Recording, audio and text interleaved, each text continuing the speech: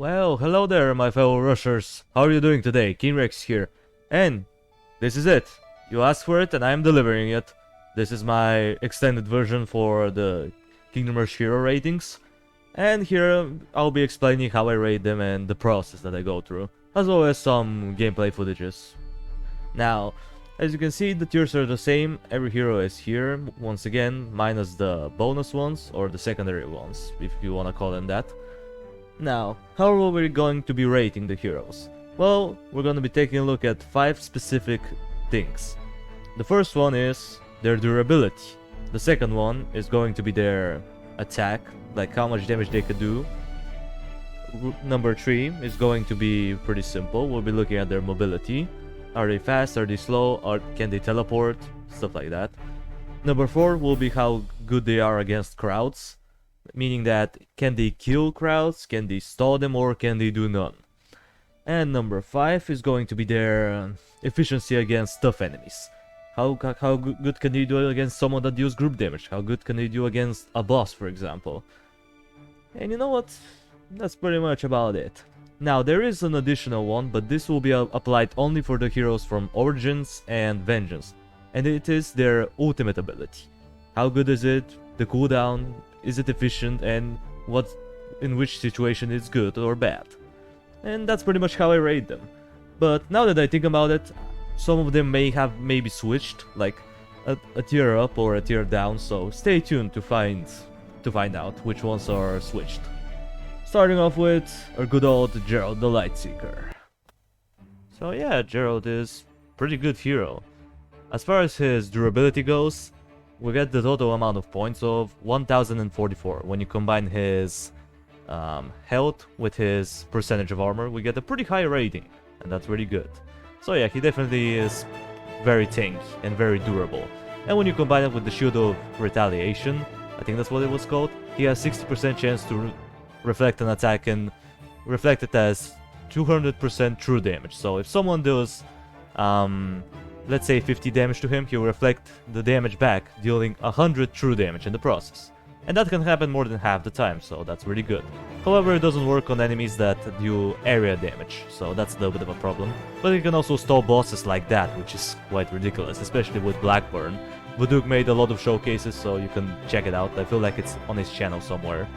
His damage is pretty average, 27 to 40, at the 1 second attack rate, so not too bad. His mobility is pretty average. His crowd control is kinda meh, but because of his courage ability, he can actually do some decent job by making your unit survive for a little bit longer. And single target, as you can see, he's just destroying it, so yeah, he is a pretty good hero to have around.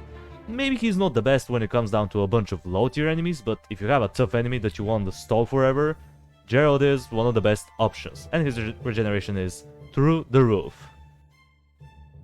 So yeah, considering that, I think I'll put you into the A tier this time. You have a lot of potential, now that I think about it, and you can take down Blackburn pretty much by yourself, so you definitely are pretty good. Moving on to Alleria Swiftwind, however, well, Alleria is pretty disappointing. Only 430 HP as durability, that's awful. 17 to 25 DPS, even though she shoots every 1.6 seconds, that's pretty bad. Like, her average DPS is gonna be not as high. We're talking about like 20 or 21 on average, which is pretty bad. Her regeneration is nothing too special, 108 health per second. Her speed, even it's kind of alright. I don't know if it's super fast, but it's a little bit faster, I feel like, than Geralt, just a little bit. But her crowd control is terrible, her single target stalling is pretty bad, but to be honest, the cat provides with some stalling power, but come on. 600 health and 14 to 60 attack, that's not gonna survive very long against tough enemies like the forest trolls that we're fighting. Geralt would have destroyed these things, while Alleria is barely keeping up, so yeah, she's not that great. I would say probably one of the worst heroes in the game, as far as efficiency goes. But hey, it's better than having no hero at least. She still provides with some damage and some stalling power, but she's just not that good. I would say the worst hero in Kingdom Rush, at least to me. Yeah. E tier. If we're talking about memes, you're definitely an S tier, but we're not talking about that, unfortunately. Moving on to Malak Hammer Fury.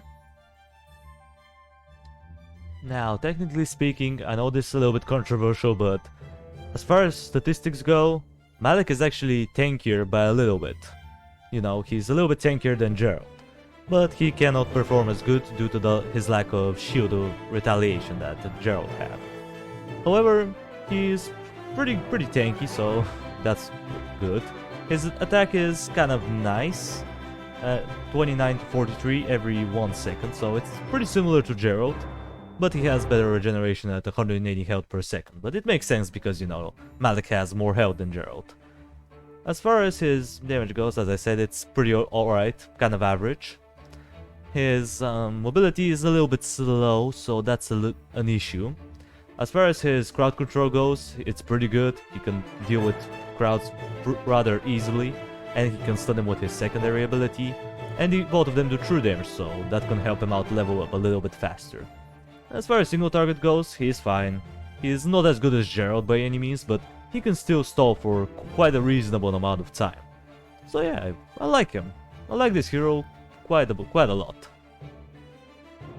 Yeah, now that I think about it, I'm gonna put him in B, because even though he deals better against crowds, Gerald is still way tougher than him by about 700 points or so. Plus, Malak has pretty slow mobility, and he levels up a little bit slower than most heroes, so this could be problematic, at least in the first game. So because of that, I can't quite put you into the A tier. Unfortunately, I'm sorry, bro. That's just the way it is. Stats speaks for themselves. I don't know what I tried to say there, but who cares? Moving on. Bolin. Yikes. Yeah, Bolin is kind of an iffy case. The thing is, even though his health is pretty high at 670, he doesn't have any armor to accompany it, which is pretty bad. So yeah, his tankiness is not that great. As far as his damage goes, it's decent, 23 to 38 damage, and he can shoot 3 times, which is very interesting. However, his attack rate is 3.8 seconds, almost 4 seconds, which is pretty bad, making him the hero that has the slowest attack rate, at least in the original Kingdom Rush. As far as his mobility goes, it's fine, it's not too slow, but I found it to be a little bit less than Gerald or Illyria. As far as his crowd control goes, you think it's good because of the mines, but as you can see, the mines have so tiny hitbox that it's really hard to utilize them, and it's pretty hard to hit more than one enemy with them. As far as the other ability goes, it's kinda nice for crowd control as far as stalling power goes, but it's a little bit, I don't know. I don't find myself enjoying it all that much as I should. And as far as his single target goes, it's not that great. He's not really good at stalling, but still. If you're having... you can pop and weave, you know, you can do it literally with any hero, so there's no real uniqueness to his tankiness. Like, he's kinda meh, not gonna lie. Even though he's only $1, I don't feel like he is worth it. He is so underwhelming. And it's kinda funny because I have to do a pretty hard challenge soon with him, and yeah, I'll have to get used to him. But with that out of the way, let's get on to the rating. Yeah, you're not that great, but still... I don't know. Should I... you know what, I'll put you above Illyria. You're kind of towards the D tier, but I don't feel like you're quite worth it to get. Moving on to Magnus Spellbane. Magnus is pretty solid, to be honest. He's probably one of the most fun heroes to play with. As you can see, he is not all that tanky, sitting at only 350 health, and no armor, so his durability is pretty much non-existent. And his regeneration is pretty much the worst, 88 HP per second, but you know, it kinda makes sense considering his low amount of HP. As far as his damage goes, it's pretty good though, 23 to 68 magical damage. Keep in mind, it is magical damage. I feel like it's magical, it's not true damage as far as I'm concerned. And that's pretty good. Now, he does shoot a little bit slow though. shoots every... But actually that's what I thought before, but apparently no. He shoots only once every 1.1 second, so it's just 0.1 second slower than most heroes, which is kinda weird, but alright then. I thought his attack rate was slow, but apparently it isn't. I don't know why I thought that before, but... The thing is that I don't play with him as much as I should. That's the issue. As far as his mobility goes, it's pretty awesome. He can teleport left and right, which is awesome. Having this instant teleportation is very useful, especially on hard levels. As far as crowd control goes, he's pretty good at it with his secondary ability, which apparently deals true damage, not magical damage like I thought before. And it shoots out a pretty good amount, I think 12 or 16 meteors, and each one of them does 40 true damage, which is pretty good. You can clean up quite a lot of enemies, but the thing is that you need barracks, because you have to stall the enemies inside that in order to get the most damage. As you can see, if you don't stall them, they're just gonna walk right by, and that's a little bit of a problem. And as far as his single target goes, he's not really the best as far as single target goes. He's not really good for stalling them, but because of his 3 illusions, mirages that he summons, he can actually reduce the armor of a Dark Slayer or some other tough enemy rather quickly. So as far as he's useful, but he's not really good for stalling. He's more of a good for supporting you. He's helping you out to kill it a little bit quicker. I don't know. I feel like he is a rather enjoyable hero to play around with. Yeah, Magnus is pretty solid. 8 tier. Definitely. Pretty strong hero. He can deal with crowds, he can deal with single targets pretty efficiently as long as they don't have magic resistance, so he's pretty good. Plus the instant teleports can save your ass many times. Moving on to our boy Ignis. Oh yeah, Ignis. The Chunkster. Well, the Chunkster is awesome. As far as durability goes, even though he only has 670 health, it doesn't matter because his regeneration is the second highest in the game, sitting at a whopping 168 health per second. So you don't need to keep him out of battle for very long. As far as his attack goes, very good, 32 to 53 true damage, and he attacks once every second, which is straight up ridiculousness. As far as his mobility goes, it's pretty fast. He doesn't have a teleport, but his mobility is one of the fastest in the game, which is awesome. I think it's the 3rd, if I'm not mistaken. As far as his crowd control goes, pretty good. He can clean up enemies with relative ease. He can just dash through them. But the thing is that it's a little bit, he's a little bit uncontrollable due to that, because he's gonna dash. But whatever. I guess that's a little bit of a negative, but it's not all that much, because he doesn't dash too far. Like, he dashes a small distance. He doesn't dash like halfway through the map. Plus, he's immune to the attacks from the Flareons and the furnace area kind of a thing on this map, which is pretty useful to have around. As far as single target goes, you may be thinking that he sucks because he only has, it's kind of like Bolin where he has a lot of health but no armor. The thing is that his second ability has 25% chance of proccing every time he attacks, and it can heal himself with it, which is awesome. And he does an additional true damage around him in a small area, which for some reason can hit flying enemies. I don't know why, but alright then, I guess, adding to the awesomeness. And yeah, overall, the Chunkster is awesome. He definitely deserves to be in a pretty high position. And if you disagree, then fight me. Well, Ignis is, we already know, last tier, obviously. Where else would you go? Moving on to King Dinas, whatever. Oh, King Dinas. You're not the one-man army like before. You're pretty unreliable, to be honest. I mean, let's take a look. First of all, durability. Not that great. Only 480 health and no armor. That's pretty bad. As far as your attack goes, it's actually pretty good, to be honest.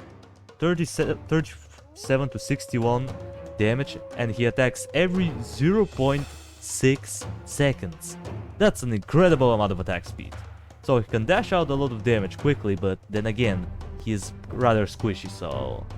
And plus, when he's attacking, he's engaging into melee combat, he actually his attack speed drops significantly, so you definitely don't want to make him stall enemies unless it's absolutely necessary. His mobility is pretty slow, not the slowest in the game, but definitely one of the slowest. As far as his crowd control goes, it's pretty decent due to his second ability, as you can see, the barrage. It's pretty good, it has a lot of power behind it, and the thing is that the shots are like an artillery blast, meaning that whatever they're called, I think they're melting rocks or something like that. Basically, they're gonna ignore 50% armor, which is pretty good, and it definitely helps him out against armored enemies, which is really good because the more damage you do with your hero, the faster you're gonna level up, which is pretty important. However, other than that, he doesn't have anything else for crowd control, but considering that he attacks pretty fast, he can actually help you out clean up some enemies that are on low health. And single target stalling, not existent. Like, there's no real reason to use him for stalling power, unless you absolutely need to. If the enemy is getting really close to the exit and you don't want them to leak, then make him stall. There's no other reason why you should do it. It's pretty suicidal if you make him stall. And yeah, I like his first ability though. It's pretty unique. He can boost your towers to do 20% more, to attack 20% faster and to have 20% more range, which is pretty nice, but other than that, I don't know. He's still pretty fun to play around with, but I feel like he needs some heavy improvements, especially on his mobility, because that mobility can bite you in the ass many times.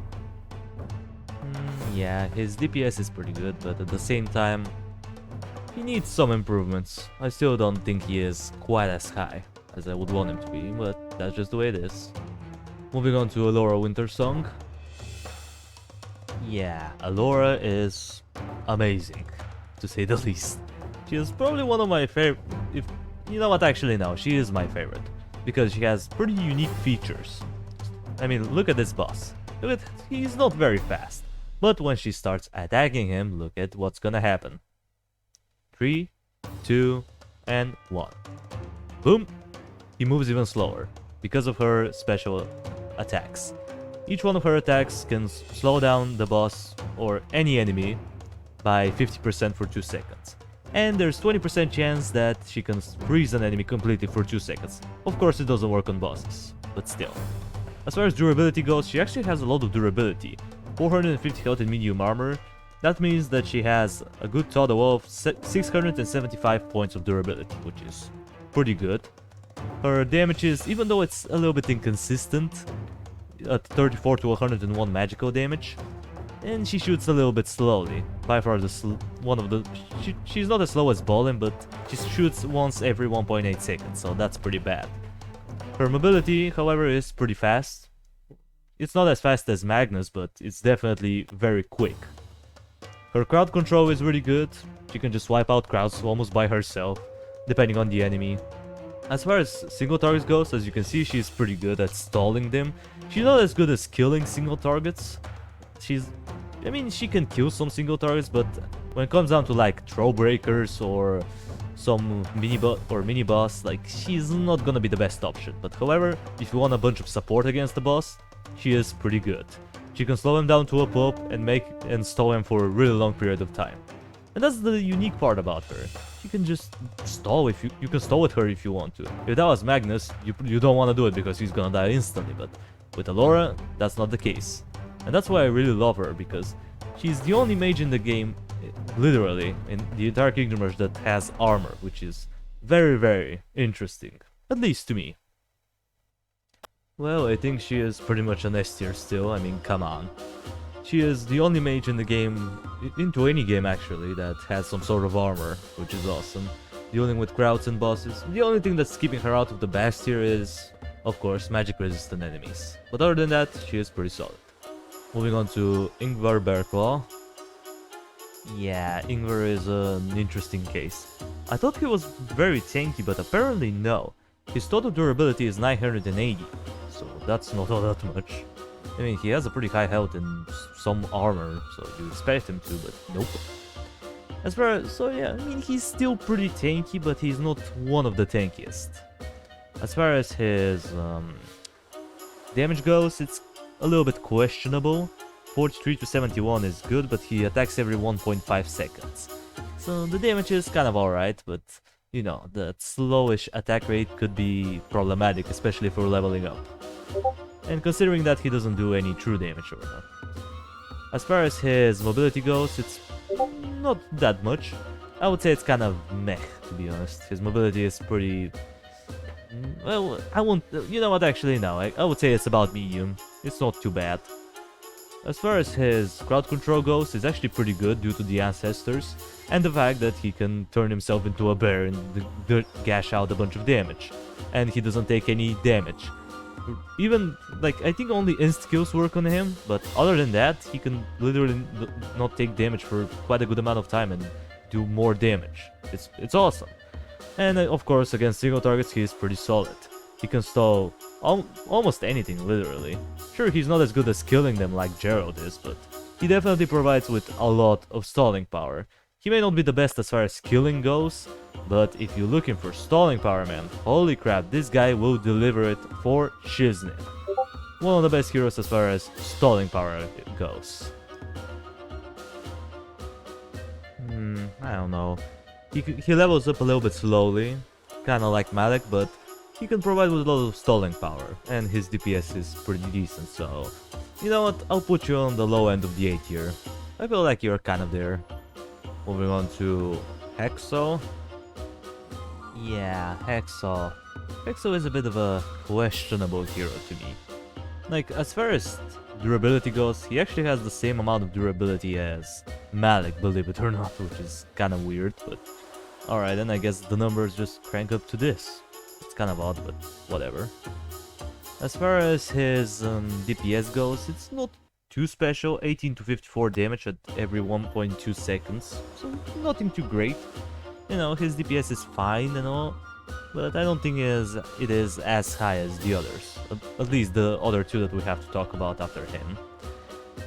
As far as his mobility goes, complete garbage. By far the slowest mobility in the game, so using him on a hard map, it's a big no-no. Moving on to his crowd control. His crowd control is pretty bad. The thing is that he doesn't... sure, he can stall an enemy, that's cool, but so does everyone. The thing is that he has an ability that helps him out, which bounces around 7 enemies and does, I believe, 45 true damage, but that's not a lot, it's pretty underwhelming. So his crowd control is pretty bad. As far as single target goes, however, he is god. He can stall for quite a long time, and he has a portable insta-kill every 26 seconds, which is awesome. But the thing is that later on you're gonna get more and more tough enemies. Let's say you get 6 troll breakers, you can't expect him to kill every single one of them with an insta-kill. Some of them you have to either buy another method of insta-kill or try to kill them naturally. As sad as this is, that's just the way the game works. And unfortunately I can't give him that high of a rating. Yeah, Hexo, I'm sorry man, but I can't put you any higher than C. You know what, you'll be above with Venus. The thing is that for a 5-door hero, you're a little bit disappointing. Sure, being tanky and being able to insta-kill is nice, but that's about it. You don't have anything else. So I can't give you that high of a rating, unfortunately. Moving on to Oni. Oni, man, that's pretty good. He's pretty good, not gonna lie. I mean, as far as his durability goes, it's kinda weird because the numbers crank up to be a little bit questionable. It comes out as 1040, and believe it, if you remember, Gerald had 1044. So does that mean that Gerald is tankier than Oni? Oh my god, what a shocker. But still, Oni is pretty tanky nonetheless. His attack is pretty strong, but it's a little bit inconsistent. 25 to 71 is definitely a big difference.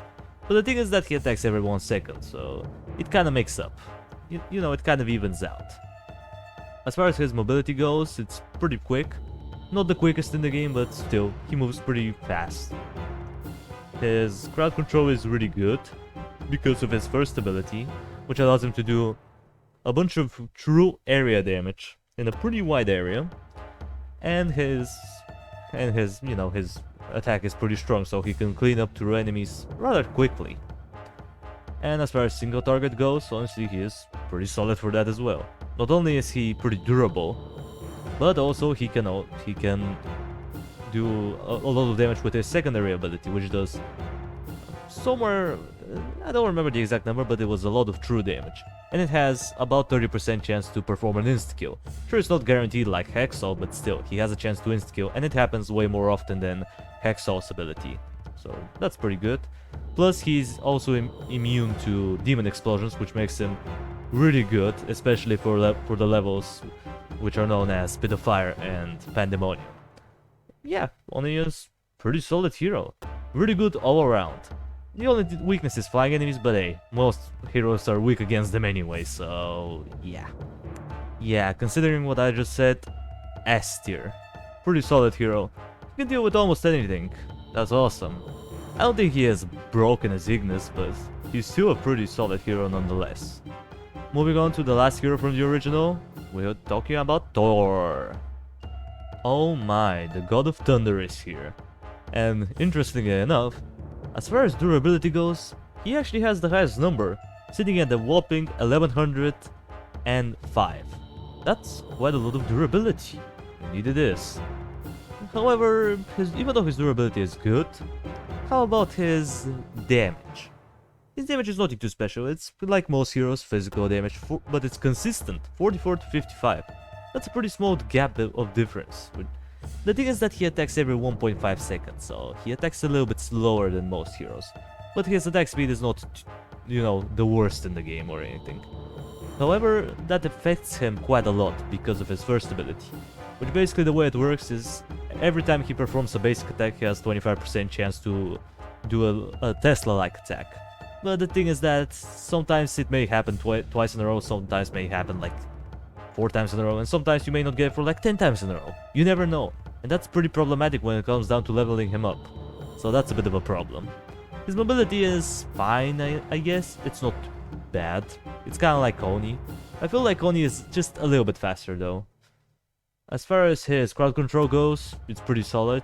It's good, but again, it's a little bit chance because of his abilities. His abilities are a bit questionable at times, but he can deal with crowds pretty well, I suppose. And as far as single target goes, well, he can do just as good. He's decent, but again, the main issue that I have with him is the leveling up system. Like, it's really hard to use him, because sometimes he may level up super quickly, sometimes he may level up super duper slowly, and you never know what to expect. Plus, sometimes his hammer can miss, which is his secondary ability. If the target dies before the hammer reaches it, it's just gonna disappear, and that's a lot of damage wasted. So because of that, I can't quite put him into the S tier, but hey, I still enjoy playing with him for sure. But still, your rating is gonna be this. Yeah, you know what? Because of your kind of RNG leveling up system in the beginning, I'm gonna put you towards the high end of the A tier. You're kinda cool, you're nice, but I don't feel like you're as good as I want you to be. But you're still pretty tanky and you can provide with quite a good amount of crowd control. And now we're moving on to Frontiers, starting off with our boy Ulrich. Ulrich, you're awesome, man. 924 points as far as durability goes. Incredible! And you're the first hero that you unlock. Awesome. His damage, even though it's not that great, 27 to 40, but he has a pretty good attack rate, 1 second. And he can reflect 60% of the damage that it's dealt to him back due to one of his abilities, which is awesome. His mobility is a little bit slow for my liking, but I guess overall it's not that bad. His crowd control is a bit meh. Sure, he has the Sand Warriors and all, but they die rather quickly, and that's kind of a problem, at least for me. But against single targets, holy crap, this guy shreds. He shreds. I definitely underestimated him in my shorter video, so I should have just played with him for a little bit longer and realized how OP he can be. So you know what? You gain some respect points, Ulrich. I still prefer Bruxa, but now I can learn to appreciate your existence way more than before. Yeah, Ulrich. You know what? Actually, now that I think about it, you know what? I'll put you on the low end of the S tier. You're pretty good. If you had a little bit of a better crowd control only, that's my only complaint. If you had a little bit of a better crowd control, you'll be a little bit higher, but I can't quite put you into the high end of the S tier. But I still like you. Moving on to Mirage. Yeah, Mirage's durability is non-existent, 300 health. That's pretty bad. But she does have an interesting ability, which allows her to dodge attacks. Basically, whenever she receives a melee hit, there's a 60% chance that she can dash backwards and can continue shooting, which is pretty cool. But still, her durability without that ability will be pretty bad. As far as her damage goes, 16 to 23 on a fast attack rate, or in this case, every 0.6 seconds, which is really good, but I don't know, she kinda has the same issue as Illyria in a way. However, she does have a pretty good abilities, which I'm gonna get in a minute. As you can see, her mobility is also pretty quick, that's really good. As far as her crowd control goes, surprisingly she can do kind of well with them, because she has an ability that can hit up to 4 enemies and it does true damage, which is rather unique. And I like it. Sure, she may not be the best against crowds, but she can keep up with some of them. Sure, she struggles to kill someone who has full health, but if you damage them enough, she can clean them up, which is kinda nice. As far as single target goes, you may think that she is bad, but because of her other ability, she can actually assassinate someone. As you can see, there was the splat sign, and basically she has 25% chance to do it. And the ability comes back rather quickly, so you can potentially get an insta-kill on some really annoying enemy like the Brutes or Savants or Abominations, for example. That could be really useful, so don't underestimate Mirage. She can be a decent hero to use, but I feel like if she had a little bit more damage, just a little bit, she'll be right into the B tier, but unfortunately, that's not the way it is. Yeah, I don't know about you. Should I put her in D again? Nah, you know what? I'll put you on the low end of C. I feel like with some improvements you could actually be a pretty solid hero, if you think about it. Moving on to Kronan. Yeah. Kronan. The ripoff of Ulrich, gone wrong. I mean, his stalling power is good, but we're gonna talk about it in a minute. First of all, his durability, not that great. 550 health. However, his regeneration is decent and all, but it's not as good as Ulrich's regeneration. He only regenerates 46 health per second. If you upgrade his regeneration boost, it actually goes up all the way up to 55, which is nice, but he has to be outside of combat in order for this to happen, so yeah. As far as his mobility goes, I would say it's a little bit slower than Ulrich. I don't know if that's correct, but I feel like he moves just a little bit slower. I mean, look at that. Look at how long it takes to kill this guy. Ulrich would have destroyed him. So yeah, he's not the greatest for single targets, as you can see. I know I'm skipping the crowd control, but we're gonna talk about it right now. The crowd control. He can provide some decent crowd control. The two bores are nice to have. They don't have good stats, but I don't know, I don't like them all that much. But the Stampede is where it's all at. But again, the issue with the Stampede is that it's RNG. It only has 30 or 35% chance to stun an enemy, and that's not all that much. And the damage that it does is pretty underwhelming, to be honest. It's very bad. And the Falcon attacks once every blue moon, so it's pretty bad. I don't find him to be as good as Ulrich. Like, if he was focused on one side and he wasn't trying to be both, like both good for stalling and damage, I think he could have been a decent hero, but I just don't find the good sides about him. Other than providing you with somewhat of a good stalling power, he doesn't do anything much other than that. Plus his wipe ability is pretty bad. Like, even though it does true damage, you saw how long it took for him to kill this Spirit Shaman, so sorry, Earth Shaman, my bad. Anyway, let's move on to the rating, because I don't have much to say about this guy. Like, I'm rather disappointed by him. Maybe if World Champion make us a showcase, but until then, I don't like him. Yeah, I don't like you, man. I'm sorry, but you're just not as good as I want you to be. Into the D tier you go. You're definitely outclassed. I mean, who would want to use you when you have Ulrich over there? Sure, your crowd control is a little bit better, but that's about it. Moving on to Bruxa. Oh yeah, Bruxa. Bruxa is a solid hero. Sure, her durability sucks, only 350 health. But that's not what she is meant to do, she is a mage. She doesn't need to be super tanky. Duh. Her DPS is pretty decent, I suppose. She deals between 17 to 52 magical damage, and it happens every 1.5 seconds. So not too bad for a mage, not too bad. As far as her mobility goes, I don't know, I think it's about the same pace as Auric, but it's pretty nice. You know, it's not slow mobility or anything. As far as her crowd control goes, oh my god, she can just destroy crowds. The only thing that you really need is to have the skulls. As long as you have 5 skulls near her, she can destroy everything. Well, almost everything, but look at that. She's just destroyed this pack with ease, with one ability. And this ability is really good for crowds too, because she can do true damage to the same target. I believe up to 6 of the same enemy, which is kinda nice. Back in the day it used to be super broken and it affected every enemy on the screen, as long as it's the same type, so if you have like 20 spiders, she's gonna kill all of them. But that was way back in the day, you probably don't even know about this. Unless you played Kingdom Rush for a very long time. As far as single target goes, she may not be the best for stalling them, you know, in a natural way. The thing is that she has this Dread Aura, which can slow down enemies by 30% as long as they're close to her.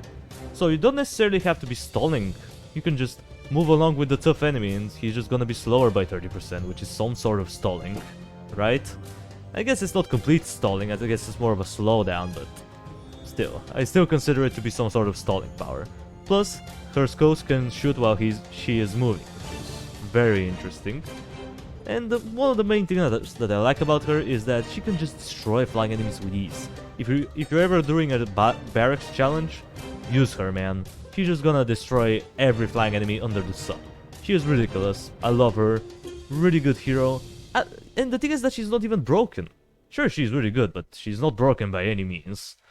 So yeah, you're definitely going into the... Yeah, Bruxa is classic. Definitely S tier. She's really solid. As far as the free heroes goes, she is definitely right there with Auric. Now, I don't know if she's better than Auric, but in some situations, I would say that she is definitely better, especially if you're dealing with a bunch of flying enemies. Moving on to Captain Blackthorn. Yeah, Captain Blackthorn is actually a pretty decent hero. Now, his durability may not be that good, sitting at only 630 health and no armor, but it is nice. His attack is pretty good, 40 to 59 damage, and he also attacks every 1 second. And it's weird because the attack rate says it's slow, but it's not. How has that happened? I don't know. As far as his mobility goes, it's not bad, he moves at a pretty decent pace. As far as his crowd control is considered, it's decent due to the Kraken. He can slow down enemies and stall some of them for a few seconds. It's rather nice. As far as his other thing goes, the Kag. I don't remember if that's what his name was. I think it was an explosive Kag or something. Basically, he throws it and it does a bunch of explosive damage. It's cool, but it has a little bit of a weird aim from time to time. But anyway, it is still pretty decent. As far as single target goes, he is not the best. Even though he has a lot of health and decent regeneration at 63 health per second, he's not that great for single targets. Sure, he can stall for some time, but he's not the best option. He's not like Auric where you can stall an enemy for quite a long time, or one of the following heroes. But he's still pretty fun though, and I like his passive ability where you can just generate extra gold just by killing enemies near him. That's a rather unique ability. It's similar to the assassins in a way, but instead of having to hit them, you have to kill them. So it's a little not as broken as the assassins, but still, it is an enjoyable ability nonetheless. Yeah, you're kinda cool. Into the B tier you go. Moving on to Nivus. Nivus is kind of a meh, to be honest. His durability is non-existent, as per usual, you know, mages are not supposed to be tanky, outside Elora. Yeah, 250 health only, very disappointed. His attack is kind of questionable. The thing is that he deals magical damage, and it's pretty high, 35 to 80, but the gap is pretty wide, and he attacks every 1.5 seconds, so he's kind of like Bruxa, but, you know, he has way more range, but, you know, he needs an ability in order for this to happen. As far as mobility goes, he's kind of like the Edger, where he has a teleport, only instead of needing to be upgraded as an ability, he has it like as a passive, which is pretty nice. So he does have a fast mobility, which is useful. Now for his crowd control, it's kind of alright. Honestly, he doesn't do too bad of a job at crowd control, but you need to put units behind him. You definitely need to protect this alt hag at all costs. If he dies, he's gone. Like, he just disappears out of the face, from the face of... You get it. He's gonna die easily. So you need to protect him pretty much all the time. Which is kind of annoying, but you know, you gotta do what you gotta do with this guy. And as far as single target goes, even though he has a quote-unquote insta-kill, it's by far the weakest insta-kill in the game. Only 480 health. That's just pathetic. That's just awful. Get it out of my face. This is really disappointing. Speaking of disappointing, his missiles sometimes completely miss or disappear into midair, which is very stupid, and I don't know why this happens, but it happens, I guess, for some reason. And yeah, I just don't find him to be as good as he should have been. I feel like he needs some improvements, and his abilities need a little bit better targeting or something like that. I don't know, he has some issues, but I can't point them out all into this short segment, so here you go. Yeah, into the C tier you go. Not that great, you need some improvements. Mostly on your abilities though. Now getting into the Edge Ray. Ooh, the Edge Ray, you're an interesting case for sure. First of all, your durability. Holy crap, are you durable. The total amount of points is 945. That's more durability than freaking Ulrich. Wowzers, man. Or ma'am, I suppose, because, you know, she's a female. But anyway, let's keep in mind that she needs multiple abilities in order to achieve these stats. As far as her damage goes, very bad. 11 to 32 damage, and she attacks every 1.4 seconds, so yeah. Not that great. Yeah, I don't know, I don't find her to be all that great. Even though it's magical damage, I don't find it to be all that strong. As far as her mobility goes, she's pretty fast. She has a teleport, and she can make your allies have increased armor for quite a long time when she teleports. It's rather nice. However, it has a limit to how many allies she can affect, so you don't want to clump everyone too closely. As far as her crowd control goes, she doesn't do anything, but however, well, she does, but in a different way. She can make your guys super strong by increasing their armor, regenerating their health, reviving them if possible, and she can boost the damage of nearby towers by 25%, which is pretty nice. And as far as single target goes, she actually can stall for quite a long time. Her high armor, combining with a pretty decent HP, she can stall for quite some time. I mean, yeah, her regeneration is not the best, 61 HP per second, but still, that's a pretty decent regeneration nonetheless. I would say she is one of the more underrated heroes. She is definitely fun to play around with, and she's one of the most unique ones. Alright, and this rating may surprise you. She's going into the... no, actually? Yeah, I'll keep her into the B tier, why not? I mean, come on. She is the second tankiest hero in the game. She provides with a lot of support, and she can stall for a long time. Like, she's pretty fun to use from time to time. Sure, her damage is complete garbage, but I don't know. I just really like her, especially after some challenges that I did. I kind of start paying a lot more respect towards her. Moving on to Grawl. Grawl is a little bit of a hard choice, because even though his durability is the highest in the game, sitting at whopping 1,350 points, he does have a very slow regeneration, only 30 health per second. With 900 health total, yeah, he's gonna take a very long time to regenerate. So that's a little bit of a problem. Plus his... well, we're gonna get into it in a minute. As far as his damage goes, it's pretty good. Due to his damage boost ability, he can do up to 42 to 55, and he attacks every 1.3 seconds, so it's not too bad. As far as his mobility goes, by far the worst in the game. It's really bad, but you don't really want to move him a lot, because if you move him too far, his damage boost is gonna disappear, which is kind of sad. His crowd control though is actually pretty good. He has multiple abilities that do group damage, and one of them can stun, so that's rather nice. He's pretty good for a single target, I suppose, but he's not as good as Auric, believe it or not. Again, if he gets damaged too much, you have to wait a very long time. Unlike with Auric, where he can heal for like 3 seconds, this guy's gonna take an eternity. So that's a problem with him. That's the issue. He has really high durability, but his regeneration is very bad, which is disappointing. But he does have a good crowd control and he can insta-kill from time to time, so I suppose he is not as bad as I make him up to be. He is a decent hero, but he's not my personal favorite pick. At least, you know, to me. Yeah, you still have some issues, but I feel like you're good enough. You know, pretty good crowd control, and you can provide with quite a lot of blocking power, so I'll keep you into the 8 here. Moving on to Shatra. Shatra, man. Very good hero. Although his durability is a bit questionable, only 560. That's not a lot of durability.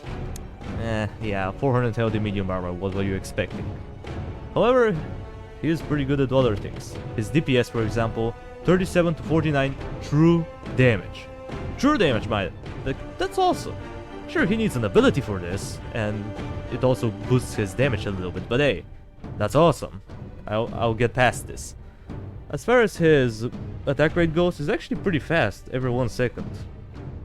His mobility is a little bit slow, at least that's sometimes it looks to be slow, but I suppose it is kind of average mobility.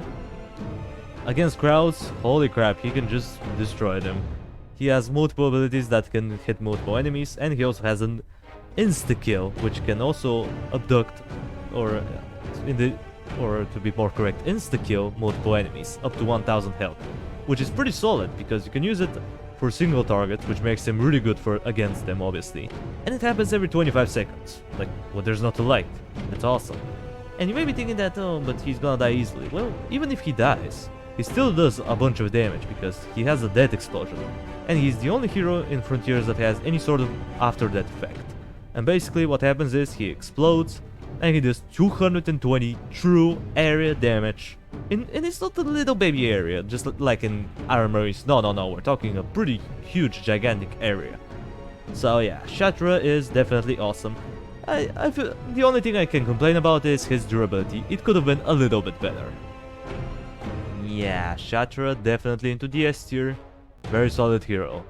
Again, the only thing that I don't like about him is that his tankiness is not quite great, but other than that, he's pretty good. Moving on to Karkanos.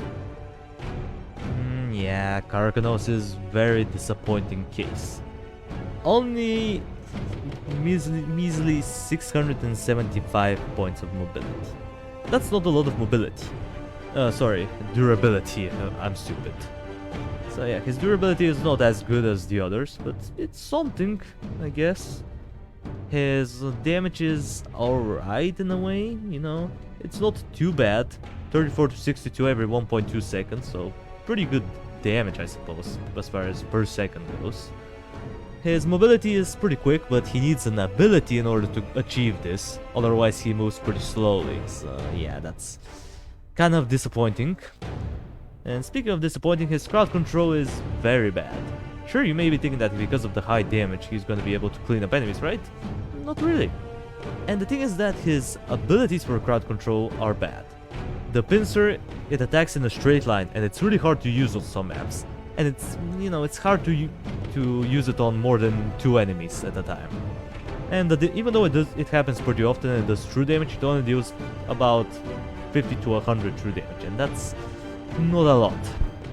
It's kind of meh. And the shoulder cannon, it's pretty good for slowdown, you know, it slows down by quite a lot and it has a long duration. But the damage again is disappointing, only 70 explosive damage or so. And yeah, that's not really good. However, what I like about him is how good he is against single targets. Now, even though his durability may seem a little bit lowish in comparison to the others, he does have an interesting ability that allows him to become invulnerable. Basically, after he falls below 40% health, he has 65% chance to activate this invulnerability thing. I don't remember the exact name, I think it was called Battle Harden. And basically, it makes him invulnerable for a few seconds when he receives any sort of damage. Whether it will be a melee hit, ranged attack, or grouped attack, whatever. And it's cool, but again, it's chances. Even though the chance is in your favor, sometimes he may not get the invulnerability, and that could kill you sometimes. It's not gonna happen every time, but hey, there's still some risk with this. But honestly, he is a interesting hero. The idea is really cool, but I feel like he needs quite a lot of improvements in order to be anywhere near close to the B or the A tier. So you can probably already tell where he's gonna be going.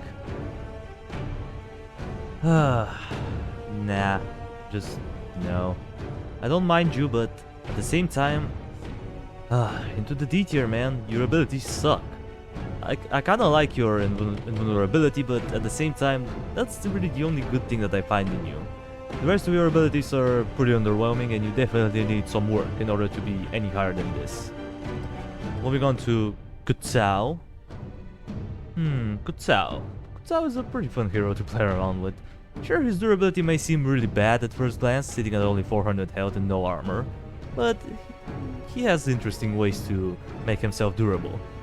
Again, his damage is kind of alright, it's not outstanding, it's 24 to 36 every 1 second, so not that much. His mobility is pretty quick though, he can move rather quickly, that's very nice. As far as crowds, he can do a pretty decent job, because he has multiple abilities that do true area damage, and one of them can actually stun enemies, which is pretty fun. It's kinda cool. And as far as single target goes, holy crap, he is really good against them, believe it or not. Like, as I said, he has two abilities that make him really durable. One of them is the Snake Style, which does a decent amount of physical damage. I don't remember the exact numbers, the exact value, but it is a decent amount nonetheless. And it can reduce the attack of the enemy by 60%, which can make him survive for much longer. As you saw with that abomination earlier, the damage got reduced quite drastically. And the thing is that it's stackable, so you can potentially do it multiple times on the same enemy, and eventually, statistically at least, you can make the enemy do 0 damage. I mean, it's not really efficient tactic, because, you know, usually you're gonna get more than one of this enemy, but still. It is pretty fun to play around with. And his Crane Style, which is usually the superior ability, which makes him dodge 60% of the incoming melee attacks that he receives. So he cannot dodge ranged attacks, but he can dodge melee attacks, and 60% chance, that's pretty good amount. And he can counter it and do 60 physical damage. It's not true damage, but it is pretty good. He also has this armor piercing attack, which happens pretty frequently, I believe every 10 seconds. And it does about 70 true damage. It's not too bad, but it's not outstanding or anything, but I find it to be pretty cool. The issue is that some of his abilities may get interrupted by the Crane Style, which is a little bit sad, but whatever. It is what it is. He's pretty fun to play around with. Is he the best in the game? Nah, he is not, by any means, but he does his job pretty well. He's a pretty interesting mixture between a gloss cannon and somewhat of a durable hero, which is something that I really enjoy. He's not as broken as Ignis, obviously, but he's pretty fun to play around with. Cut Kutsao some credit where credit is due.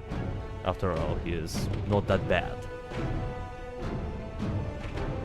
Yeah, Kutsao is fun. I enjoy him. I like how he can self-sustain, so to the B tier you go. You're pretty fun to play around with. Moving on to Dante. So yeah, Dante is a pretty cool hero.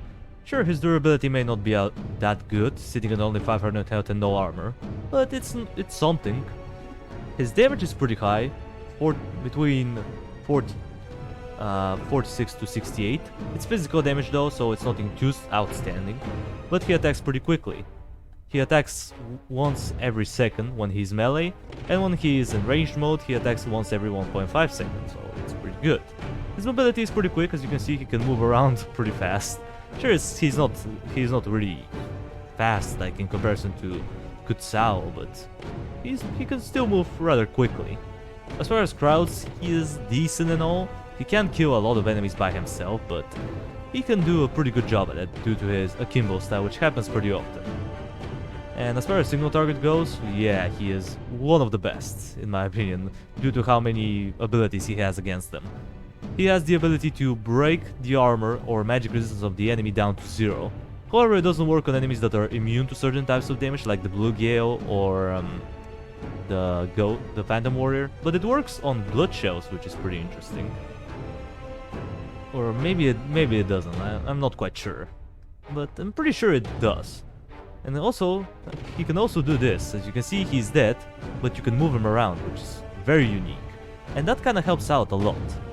And I forgot to mention one thing about his crowd control. He can also boost the damage of your guys by 50%. Only their basic attacks though, so don't think it's too broken.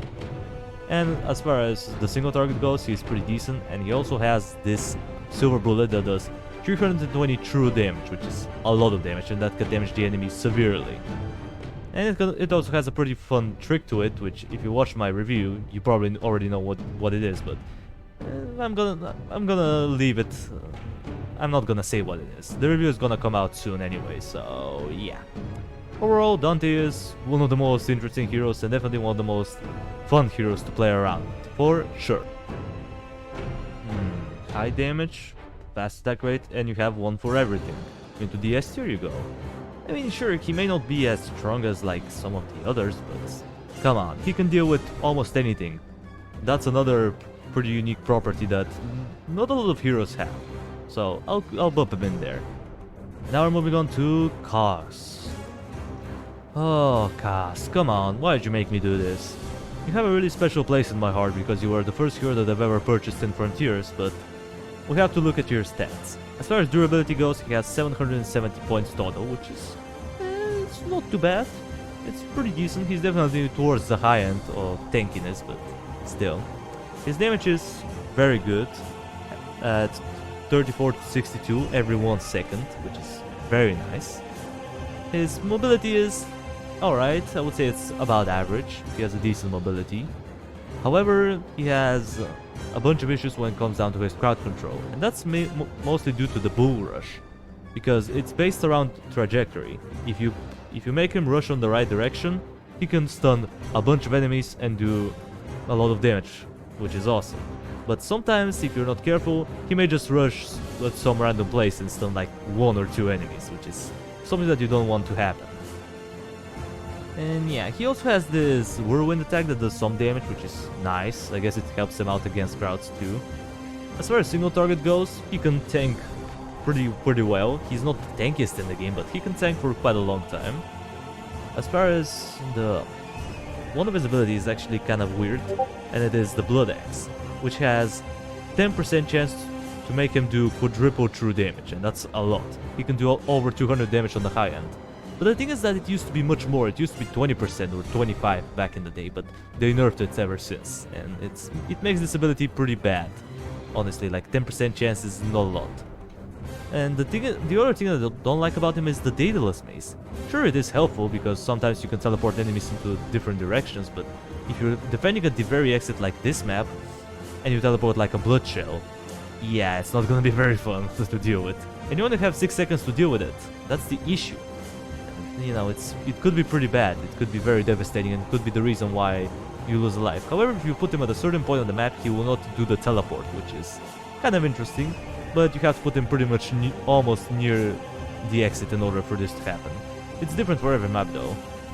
But yeah, Kaz is an interesting hero. I definitely like him still, but the issue is that he's very uncontrollable. I know Ignis is kind of uncontrollable, but he can dash only a little distance. You know, he can't dash like 1/3 of the map like this guy. Also apologize for the Discord. And yeah, this is pretty rough, but I have to give you the correct rating, and unfortunately it's not gonna be as high as I may want it to. I mean, sure, he's still an enjoyable hero, don't get me wrong, but I feel like he could be a little bit better, for sure. If he wasn't so uncontrollable, he will be actually a pretty good hero, but because of the lack of control the player has over him, I have to give you this rating right here.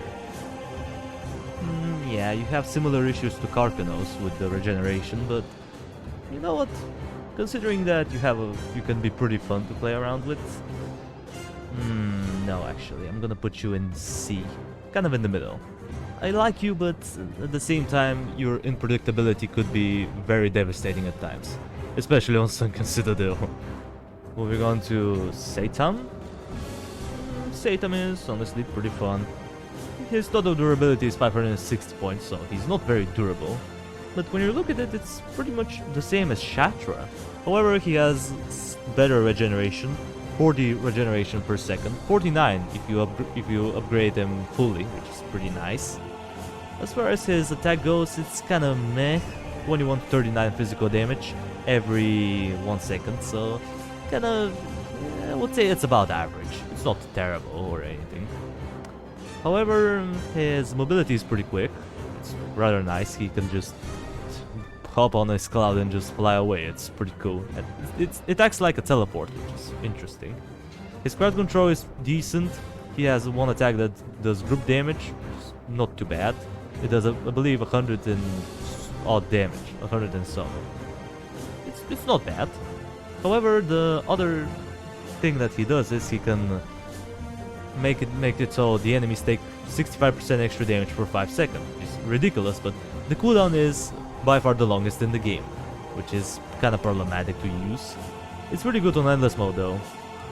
And yeah, as far as single target goes, he's nice, but he's not the best. However, he can silence an enemy for 15 seconds and stun him for 3 seconds, so if you have an annoying magical enemy, you can use Satan pretty efficiently against him, like Savants or Bullet Tricksters, etc.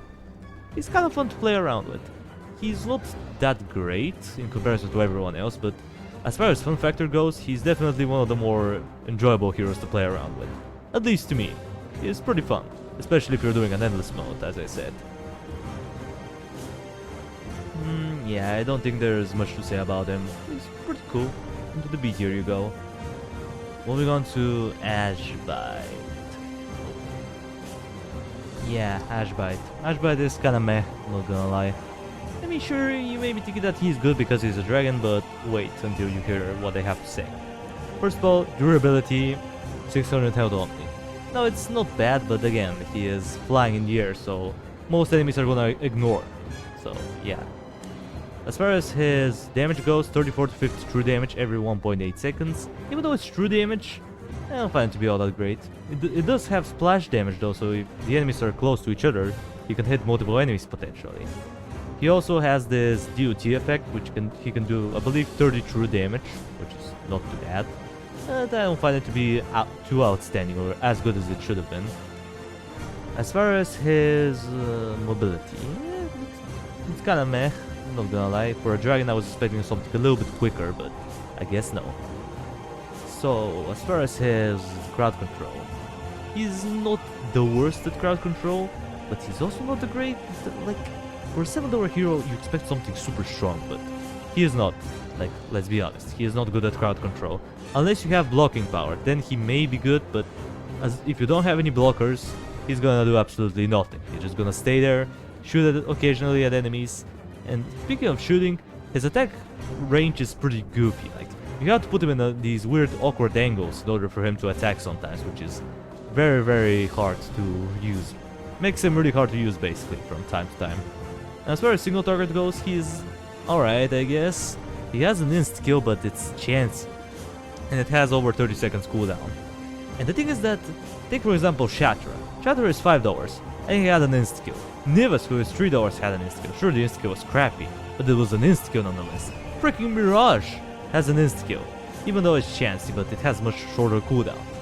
I don't know, I find his insta-kill to be out of place and just straight up bad. I don't know how to explain it, he's just not that great. For a dragon you expect something super strong and he just doesn't deliver.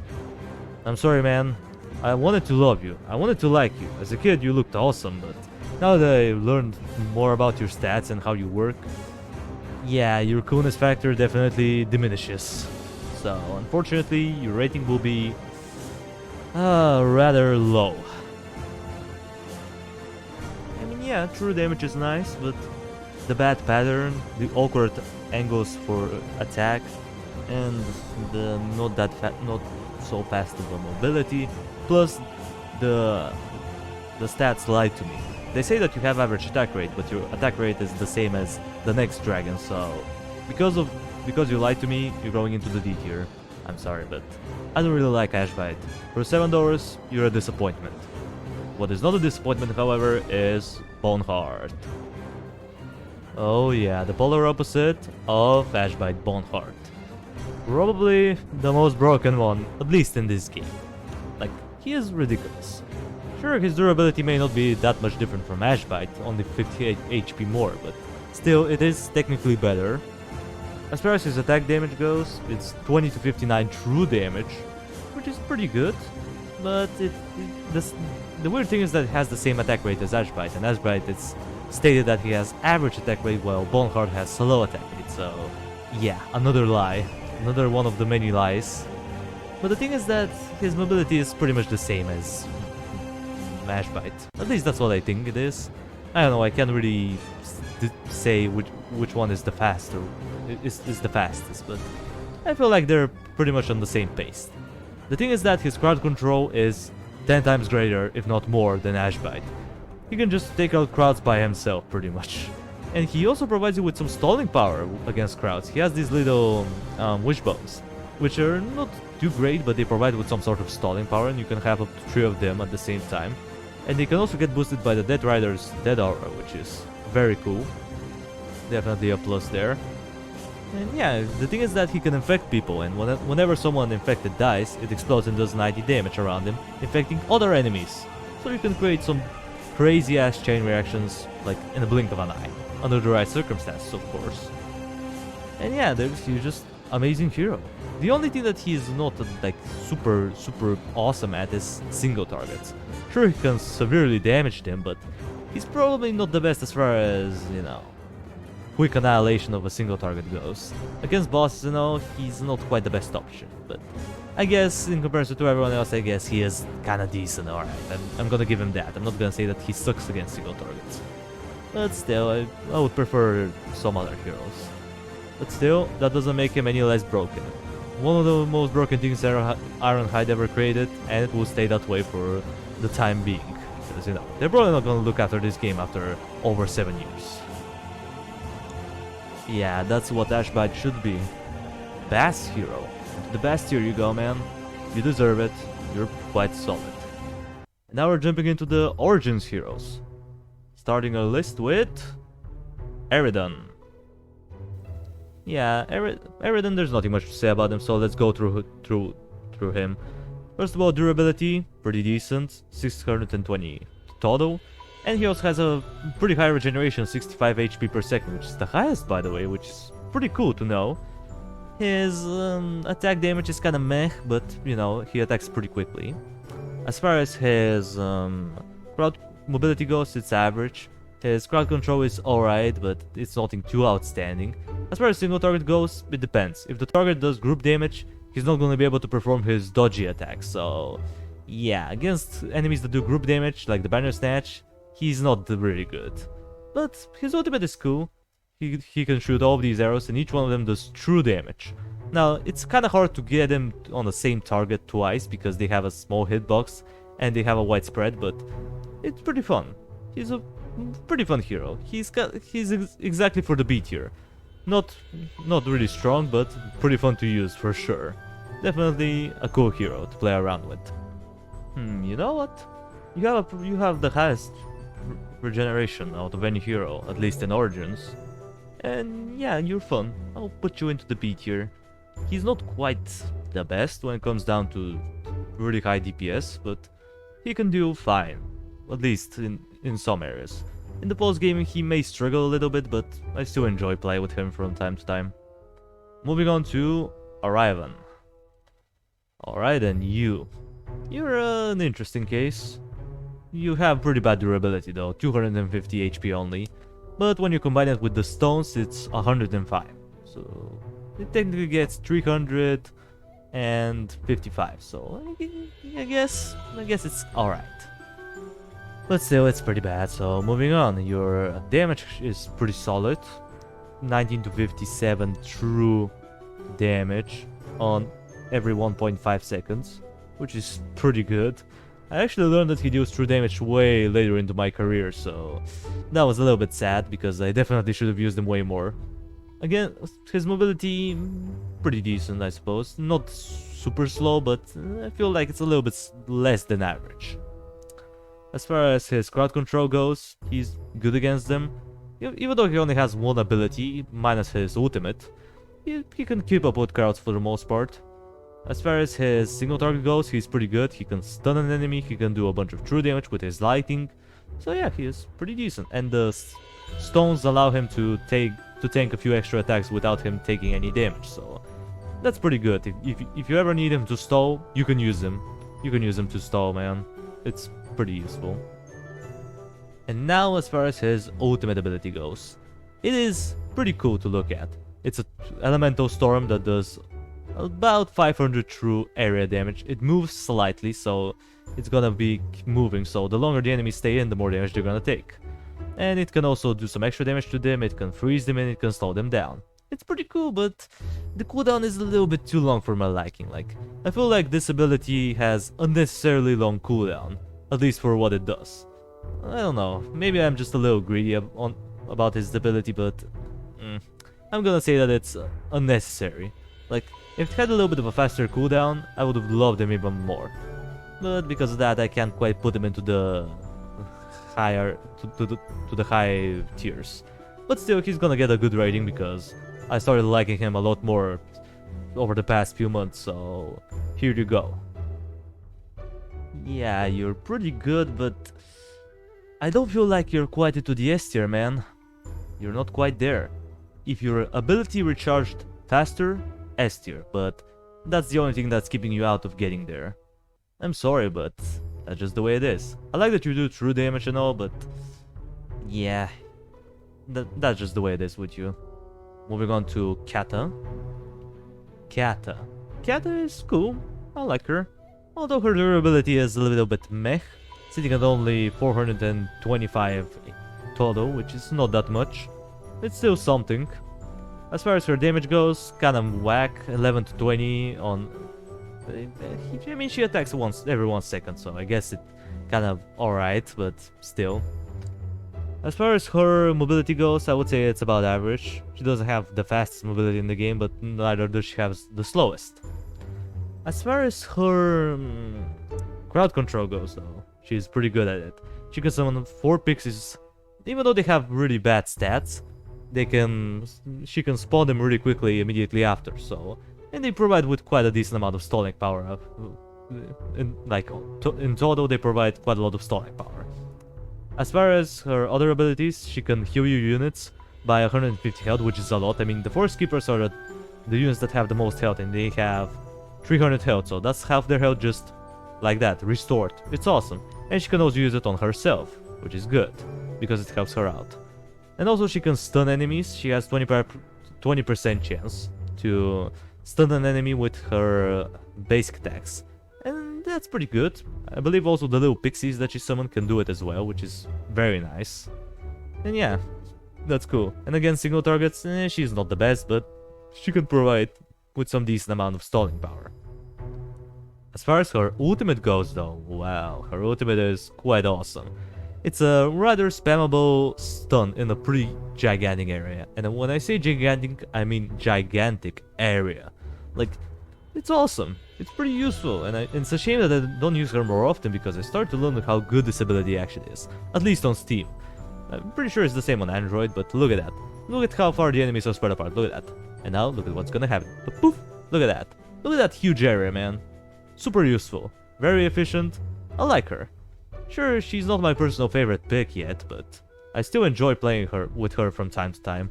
She does her job pretty well, and that's to support and provide with decent amount of crowd control. And she does her job quite well, so I'll give her a decent rating, I suppose. I mean, you know what, considering what I saw from other people and how they play with her, I feel like she does her job very well, so into the A tier you go. You're not the best for me, but hey, judging by the facts and what everyone else says, I'm gonna put you in A. I feel like you're there. Moving on to Raz and Rags.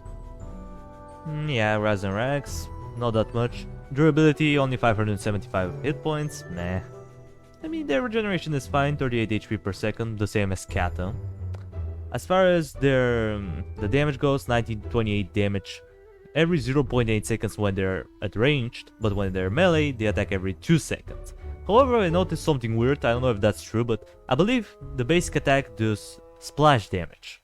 I'm not quite sure if that's the case, but if some of the more educated people know, comment down below. As far as his mobility goes, a little bit slow, not gonna lie, it's a bit slow. His crowd control is pretty decent though, I like the changeling ability, especially now that I learned that there's a pretty interesting bug to it, which we're gonna see in a minute. And the hammer time is kinda nice as well, provides with a decent amount of stalling power, and it does some decent damage in the process. As far as his single target goes, he's not the best. Like, he can't stall for a very long period of time, obviously, but I don't know, I don't feel like he's that great against single targets. He's decent against crowds, because that's what most of his mechanics are based around, but again, he is not the best against single targets. Even though he can transform them into ragdolls for a decent amount of time, the ragdoll, if it doesn't fight anybody, it's just gonna turn back into an enemy eventually. It doesn't lose any health when it transforms back, it doesn't take any duty, it doesn't die, it just appears back. Which is, you know, a little bit meh. So yeah, because of that I will give him a kind of a low rating, but that's what I would have done if I didn't know about this. Now we're gonna wait for it. We're gonna use the changeling right about now. Now we just have to wait for the light to kill the gloomies, and look at that. Look at what's gonna happen. 3, 2, and 1. Boom. We won. How did that happen? I don't know, I just discovered this glitch, man. It probably existed for a longer time, but holy crap, that's OP. Yeah, you know what, I'll bump you up a little bit. You're kind of interesting, I'm not gonna lie. That's a pretty game-breaking bug, if I do say so myself. Yeah, you know what, with that fun and interesting bug, I'm gonna bump you up to the B tier. You're kind of fun to play around with, but I don't find you to be all that great still. I feel like some abilities need some improvement, especially the one where you throw some random object. I feel like it could have been stronger. Moving on to Lilith. Yeah, Lilith. Lilith is kind of a sad case, so let's get on with it. As far as durability goes, 651. A little bit better than Aridon and Kata, so she technically has the best durability as far as free heroes goes, but meh. She has a decent regeneration, 42 HP per second. Her DPS is kinda 17 to 25, and when she's melee she attacks every once a second, and when she is at range she attacks every 1.2 seconds. Slight difference. As far as mobility goes, she is kind of average. She doesn't move too slowly, but she doesn't move at ridiculous speeds or anything. Her crowd control is a bit questionable. She has one ability that does group damage, but the thing is that she uses it immediately, which is really bad because the way it works is the longer the enemies stay on the burning wheel or infernal wheel, whatever it was called, the more damage they're gonna take. But if she uses it before they even enter the choke point, they're gonna run over it and they're just not gonna take a lot of damage.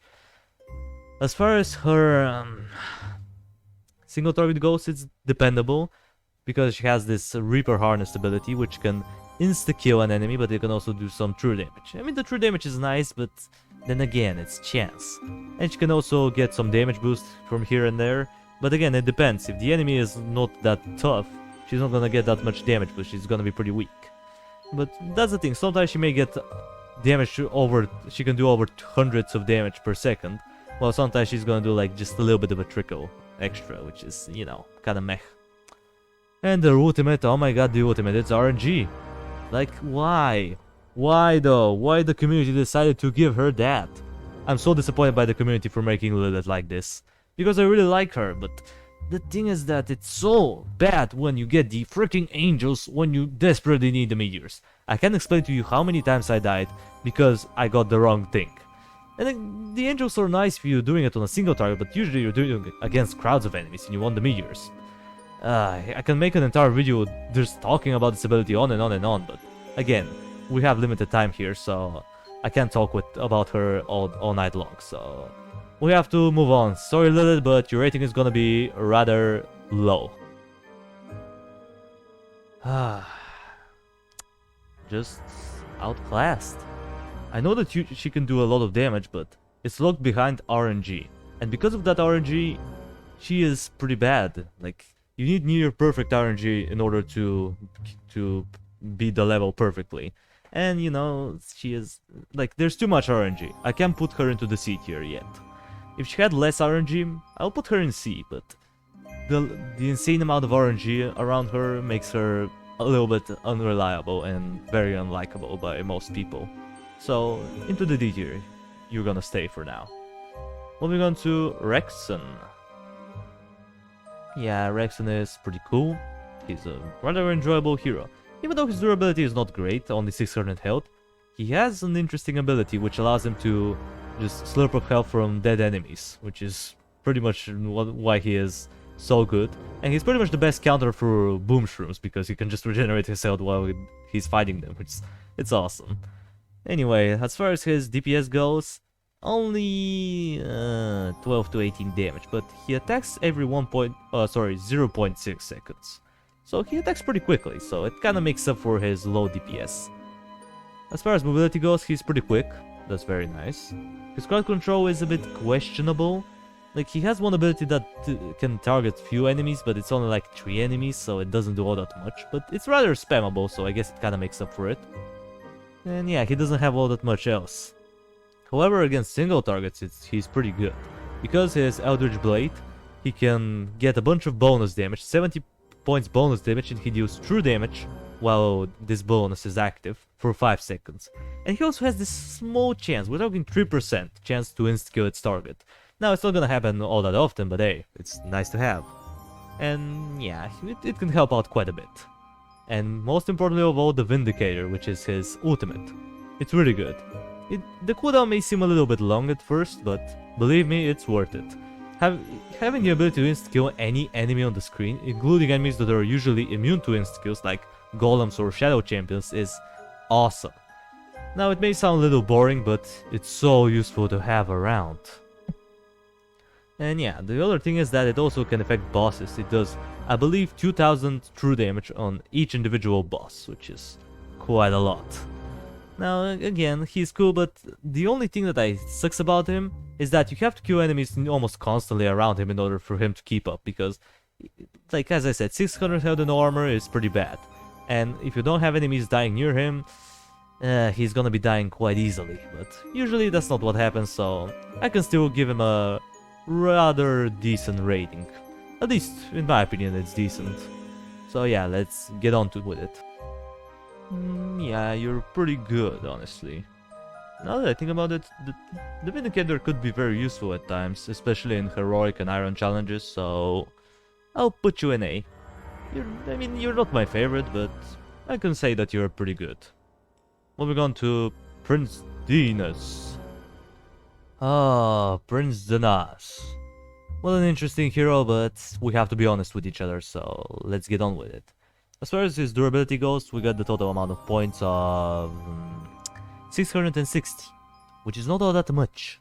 And he only has 27 HP regeneration per second, so nothing too special. He's kind of in the middle, even though he has high armor. Yeah. But anyway, his damage, not too great. 23 to 34 every 1 second. He's kind of like a better free hero, but not by all that much. As far as basic stats go, at least. His mobility is rather average. Not too slow, but not too fast. His crowd control is decent. He has the ability to stun a few enemies for 5 seconds, which is nice. He can also use his shield to toss it around enemies, bouncing around them, doing a lot of damage. It's kinda cool. Against single targets, he's actually not that bad. He can heal himself rather frequently, and the heal is pretty solid because it regenerates over half his health. However, I don't know, I don't find it to be killing enemies all that fast. Even though he has this mighty ability which does a decent amount of true damage to one target, it's kinda cool, but I don't find it to be all that special. As far as the ultimate goes, it's kinda iffy, because basically it's like reinforcements times 2.5. Basically you get these royal guards, or sworn defenders, whatever they were called, And basically they provide with decent amount of stalling power. They have, I believe, 200 health, 4 to 12 damage and medium armor, so they're not really good for killing power, but they're really good if you want to stall. And they last for about 40% of the total duration of the cooldown, which is not too bad. However, I don't find them to be all that outstanding. The one interesting thing about him though is that every time a new wave begins, as long as he's not performing an ability or engaging into melee combat, he's going to give you 25 extra gold, which is pretty fun, not gonna lie. I mean, yeah, it's not that much, but hey, it's an extra gold nonetheless, so that's definitely fun. However, I don't feel like he is all that great. Like, he's mostly outclassed. As fun as he is, as much as I love him, and as much as some other people love him, I have to be professional, and for the sake of being professional, I have to say it. He is not that great. Most heroes do his job better, like, just no. Why'd you have to do this to me? I really love your design, I love your curly sweet beard, but goddamn, you're just not as good as I want you to be, so your rating is gonna be rather lowish, unfortunately. Alright then, I'm gonna put you in C. I like your looks, but I feel like you need some improvements here and there. Like, most heroes can do your job better, so yeah. You definitely need some work. Moving on to Xin. Xin is actually an interesting hero, but I don't find him to be too strong.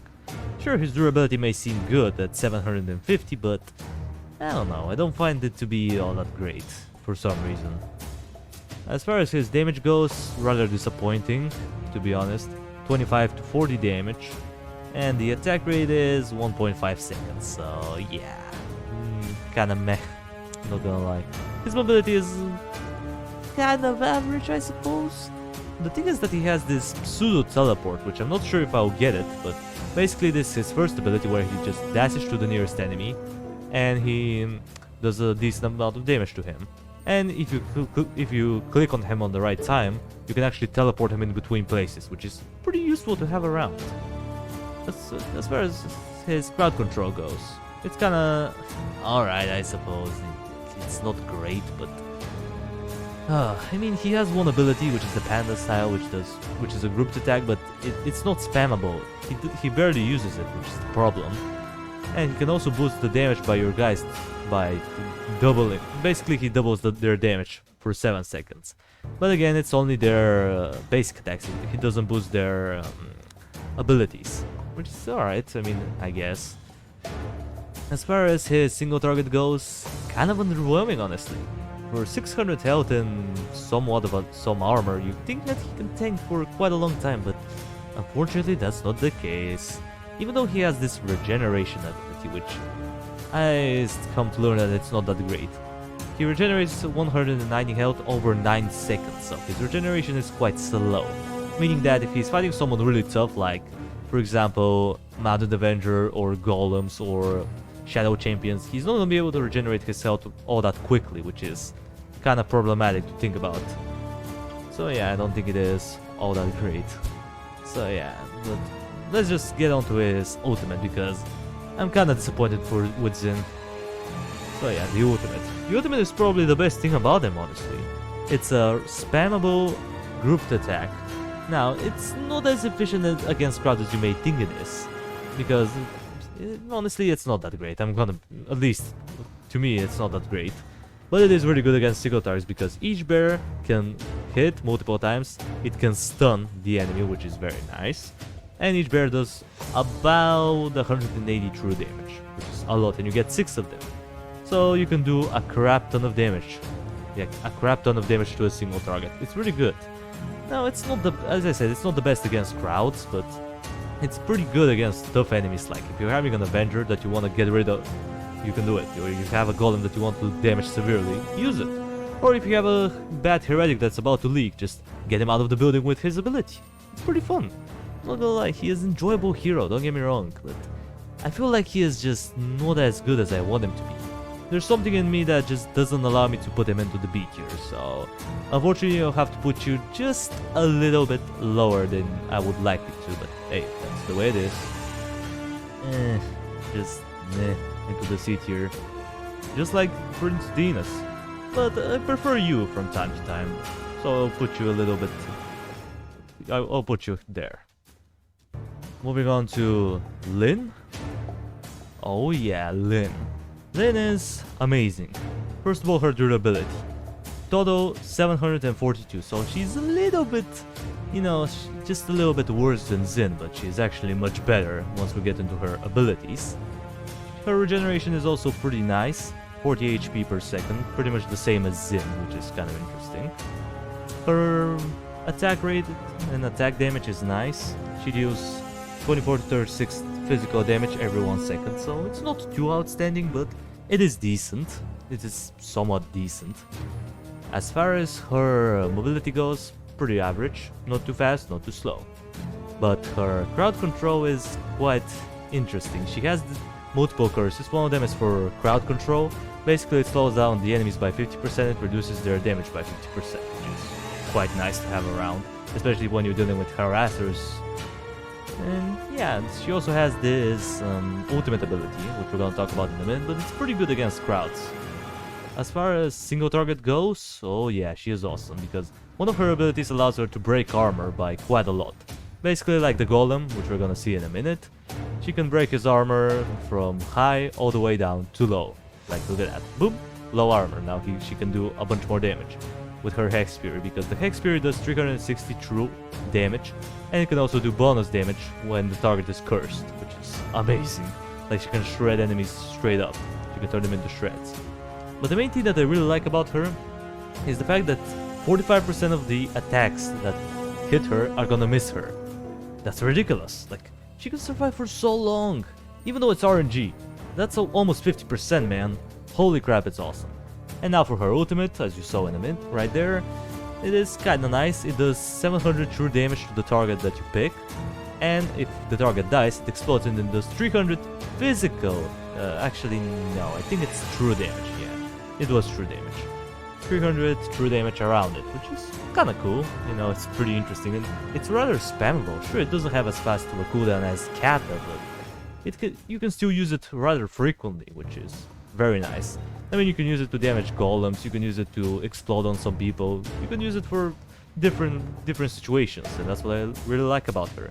She's a really good and really tough hero. Yeah, you know what? I'll put you in S. I feel like you're quite there. I mean, sure, you may think that her crowd control sucks, but still, she can slow down the enemies and reduce their damage, so this is some sort of a crowd control. And her ultimate can, if it kills its target, you're gonna do some group damage, which is pretty nice. And it recharges pretty quickly, so what there's not to like. And with her high durability and the chance of every attack to miss her, makes her really hard. Probably one of the toughest heroes in the game. Moving on to Vesna. Yeah, good old Daddy Vesna. Let's check him out. Durability pretty bad, 320 health, so yeah. Expected for my mage. As far as DPS goes, it's a bit iffy, because he deals magical damage unlike Arrivan. He deals between 24 and 72 magical damage every 1.5 seconds. So that's a little bit iffy because the gap is pretty wide. I don't know, I find it to be a bit questionable at times. But if you get the high end, you can do more damage than most heroes, so that's nice. His mobility is very quick, as you can see he has a teleport, so that's very useful. His crowd control is good, he has a lot of abilities that deal with crowd. One of his abilities allows him to disintegrate enemies up to 750 health, I believe, which is pretty good. It's kinda like Shatter's insta-kill in a way. And he also has this Arcane Nova that can just blow up a bunch of enemies in a huge area, and he can slow them down for a couple of seconds. He also has this Magic Shackles ability, which can stun enemies and do a decent amount of damage to them. It's rather useful.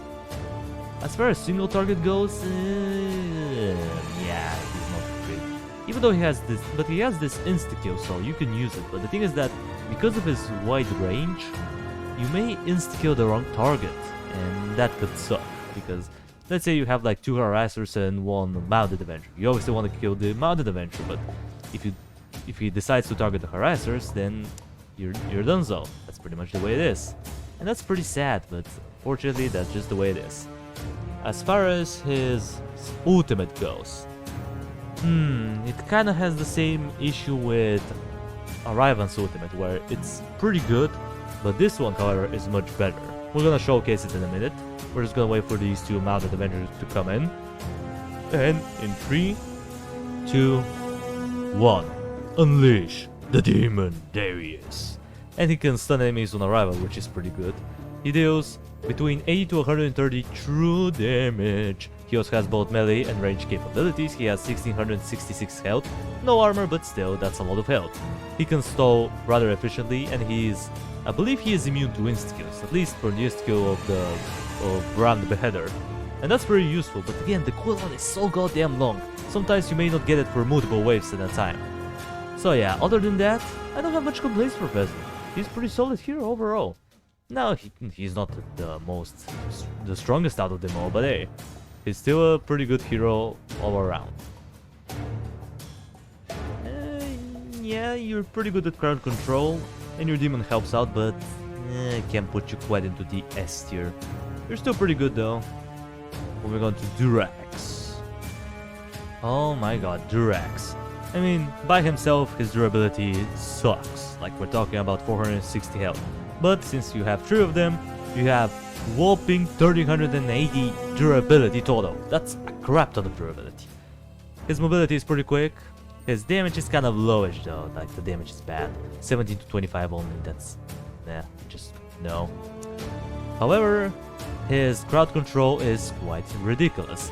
Most of his abilities are pretty good.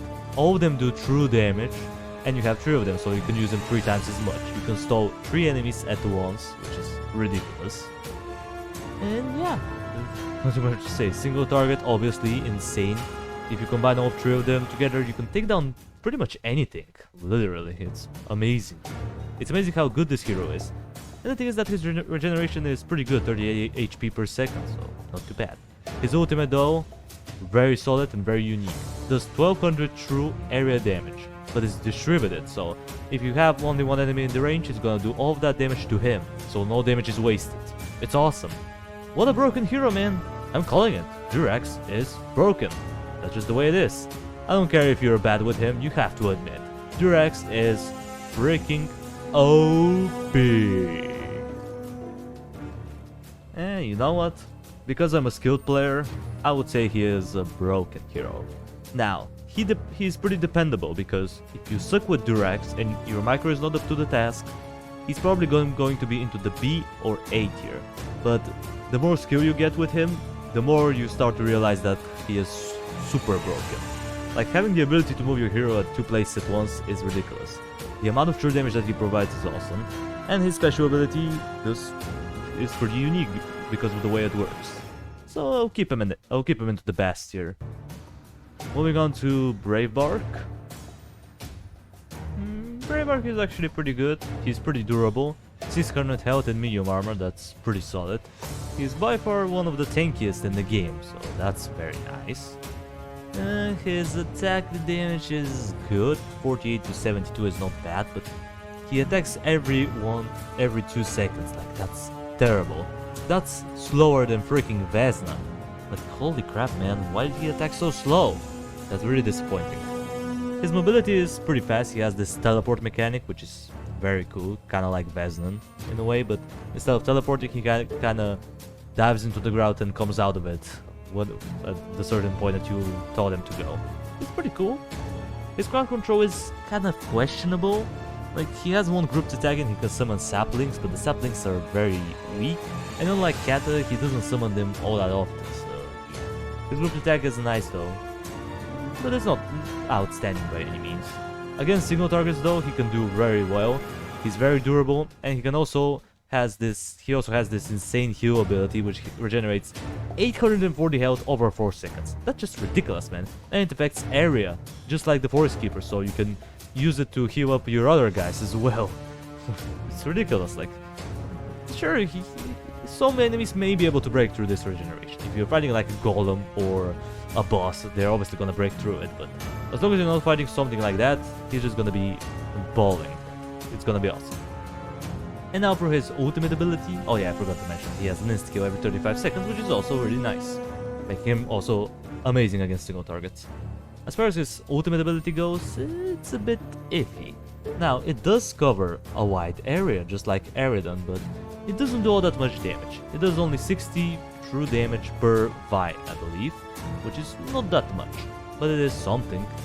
And it stuns on top of that, so that's pretty cool. It's not really useful in the later levels, at least to me, but it can help out. Because it is rather spammable, I would say it's kinda decent. If it had a slow cooldown, I would definitely hate it, but because it doesn't, I kind of enjoy this ability, not gonna lie. Brevik is a pretty fun hero to play around with from time to time, I suppose. You know what, you're pretty durable, but you're not really good against crowds, and that's a little bit of a problem with me, so I'll put you in A. You're cool, don't get me wrong, it's pretty good, but I don't feel like he is quite in the S tier.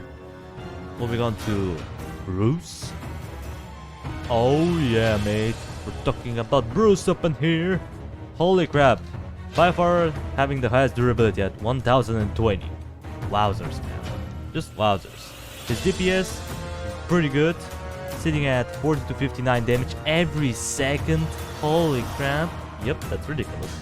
His mobility is pretty average. I don't know, I think it's average, at least by the looks of it. His crowd control, even though he doesn't have any group attacks, at least with minus the ultimate, he actually doesn't need it because he has this bleed effect, kinda like the archers, and it does over 100 true damage, true DOT. And he gets bonus 45 points extra damage on the bleeding target, so because he can shred enemies so quick, so fast, he doesn't really need the crowd control ability. His attacks are good more than enough. He's like a dragon with legs, or I guess dragon that doesn't have wings. He's awesome. As far as single target goes, he can just stall and stall forever. Like, he can stall for a really long time. It's pretty nice. Now for his ultimate is a bit questionable. The Lions are cool because they provide with some stalling power as well as some true damage, but the true damage is a bit iffy, like the numbers are pretty flexible, and on iOS they are much worse, so yeah. But they're pretty useful to have around with. They come back pretty quickly, and you can just use them whenever you want. If you have a tough enemy who's going in, or you don't want a certain enemy to get through a certain point on the map, just use them. They're gonna tackle him, they're gonna disable him for a few seconds, and they're gonna do some damage. But as you can see, sometimes it's killing them, sometimes it doesn't. It's a bit iffy. I don't know. I don't find the lines to be bad by any means, but I wish I knew how they work a little bit better. Maybe Voodoo can teach me this lesson, because holy crap is he really good in this game, especially. And anyway, enough of that. Let's get into the actual rating. I mean, come on. I'm gonna put him in S. Maybe it's a little bit of a biased opinion, but hey, he has the highest durability in the game. He provides with a little damage, and again, his attack is pretty fast. Because of his fast attack rate, you can get the bleeding chance quite often. And you don't really need all that much crowd control with him because of how fast he kills the enemies. So yeah. Moving on to Phoenix. Holy crap, man. Phoenix! Yeah, now we're talking. Look at her, man. Just destroying everything. Or at least that's what should happen, right? Kinda. I mean, her durability is not very bad, 530 health only, but you kinda want her to die because of her cooldown. She has whopping 5 seconds cooldown, so even if she dies, who cares? She's gonna come back in 5 seconds. And she's gonna do a bunch of area damage on her Descent and Ascent. It's awesome. Her damage, 41 to 61 true splash air. Well, I was about to say area and splash at the same time. True splash damage. And yeah, it's cool, but she shoots kind of slowly every 1.8 seconds. Yeah, that's a little bit meh. But still, as far as mobility goes, she's pretty fast. She's pretty fast moving. I won't say she is slow by any means. Her crowd control, very good. You can just annihilate crowds, man. And the thing is that if an enemy dies in close proximity, she's gonna turn him into this missile, and it's gonna do, I believe, 45 damage. It's awesome. It's really nice. She can also make a ring of fire around the tower, and this ring of fire does, I believe, up to 180 true area damage, and it's pretty good. I mean, it depends on the spot, because if you have the right spot, you can do a lot of damage with it. It's awesome. She can also occasionally shoot these stronger missiles, which, you know, they're kind of fine. They're just kind of there in her arsenal. But the main thing is her Immolate, man. The Immolate just destroys everything. Sure, she may not be the best against, like, single targets, because, you know, she's more of a crowd killer rather than a single target annihilator. But still, she can do fine. As far as her ultimate goes, it's pretty fun to use. It's these mines that are in the form of X, and they're fine.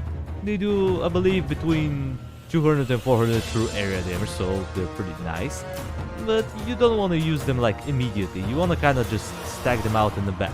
Now, they don't last forever, eventually they're gonna time out and they're gonna explode on their own, but that's just the way it is. But you can get so many of them that it doesn't even matter. And the cooldown is so quick that it's ridiculous. You can stack a bunch of them. Now, I don't remember the exact number, the exact cap, but you can stack quite a lot of them, so yeah, she's pretty fun to use, but to be honest, I would say she is a little bit overpraised by most people that play with her. So you know what, this may surprise you, but the rating will be an interesting one to say the least. So without any further ado, let's get on with it, shall we? Well, yeah, she is pretty good, but you know what? I don't know.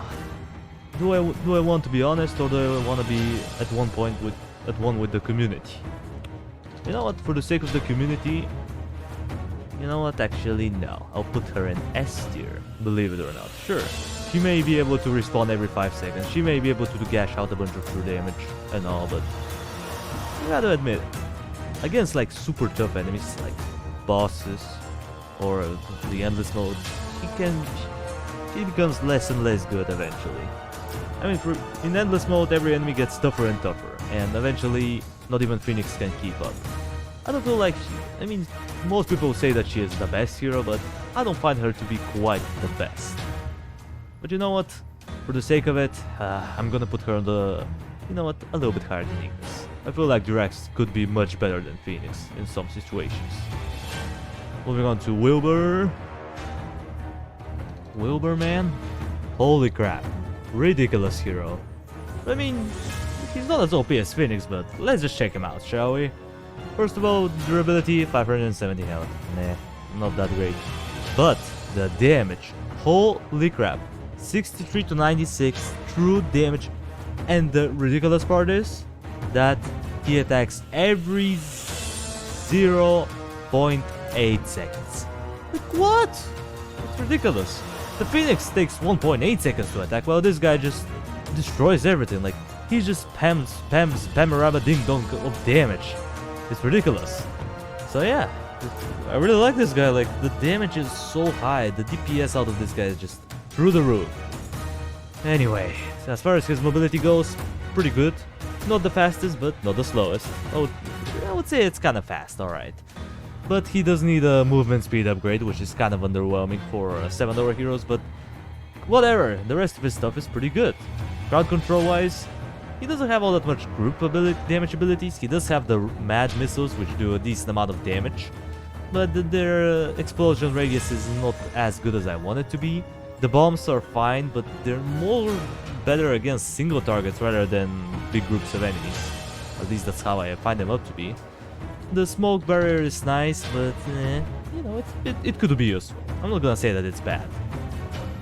As far as single target goes, just destroying them, as long as you have something to stall them with, Keegan's just gonna destroy them. Like, in a blink of an eye, they're gonna be gone.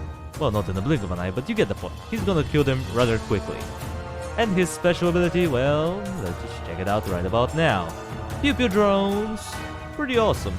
A bunch of true damage all over the screen. It's awesome. However, it's a little bit hard to keep on the same target, if not impossible, because they just fly everywhere. But you can literally click anywhere on the map. And you don't have to worry about misclicking them, because they have a pretty fast cooldown, so you can use them rather frequently. And yeah, Wilbur is just ridiculous. I mean, he may not be as ridiculous as Phoenix, but come on. You're telling me that he is weak? Nah. No. Man, the stats have been lying to me all along. Your attack rate is so awesome. I never realized that.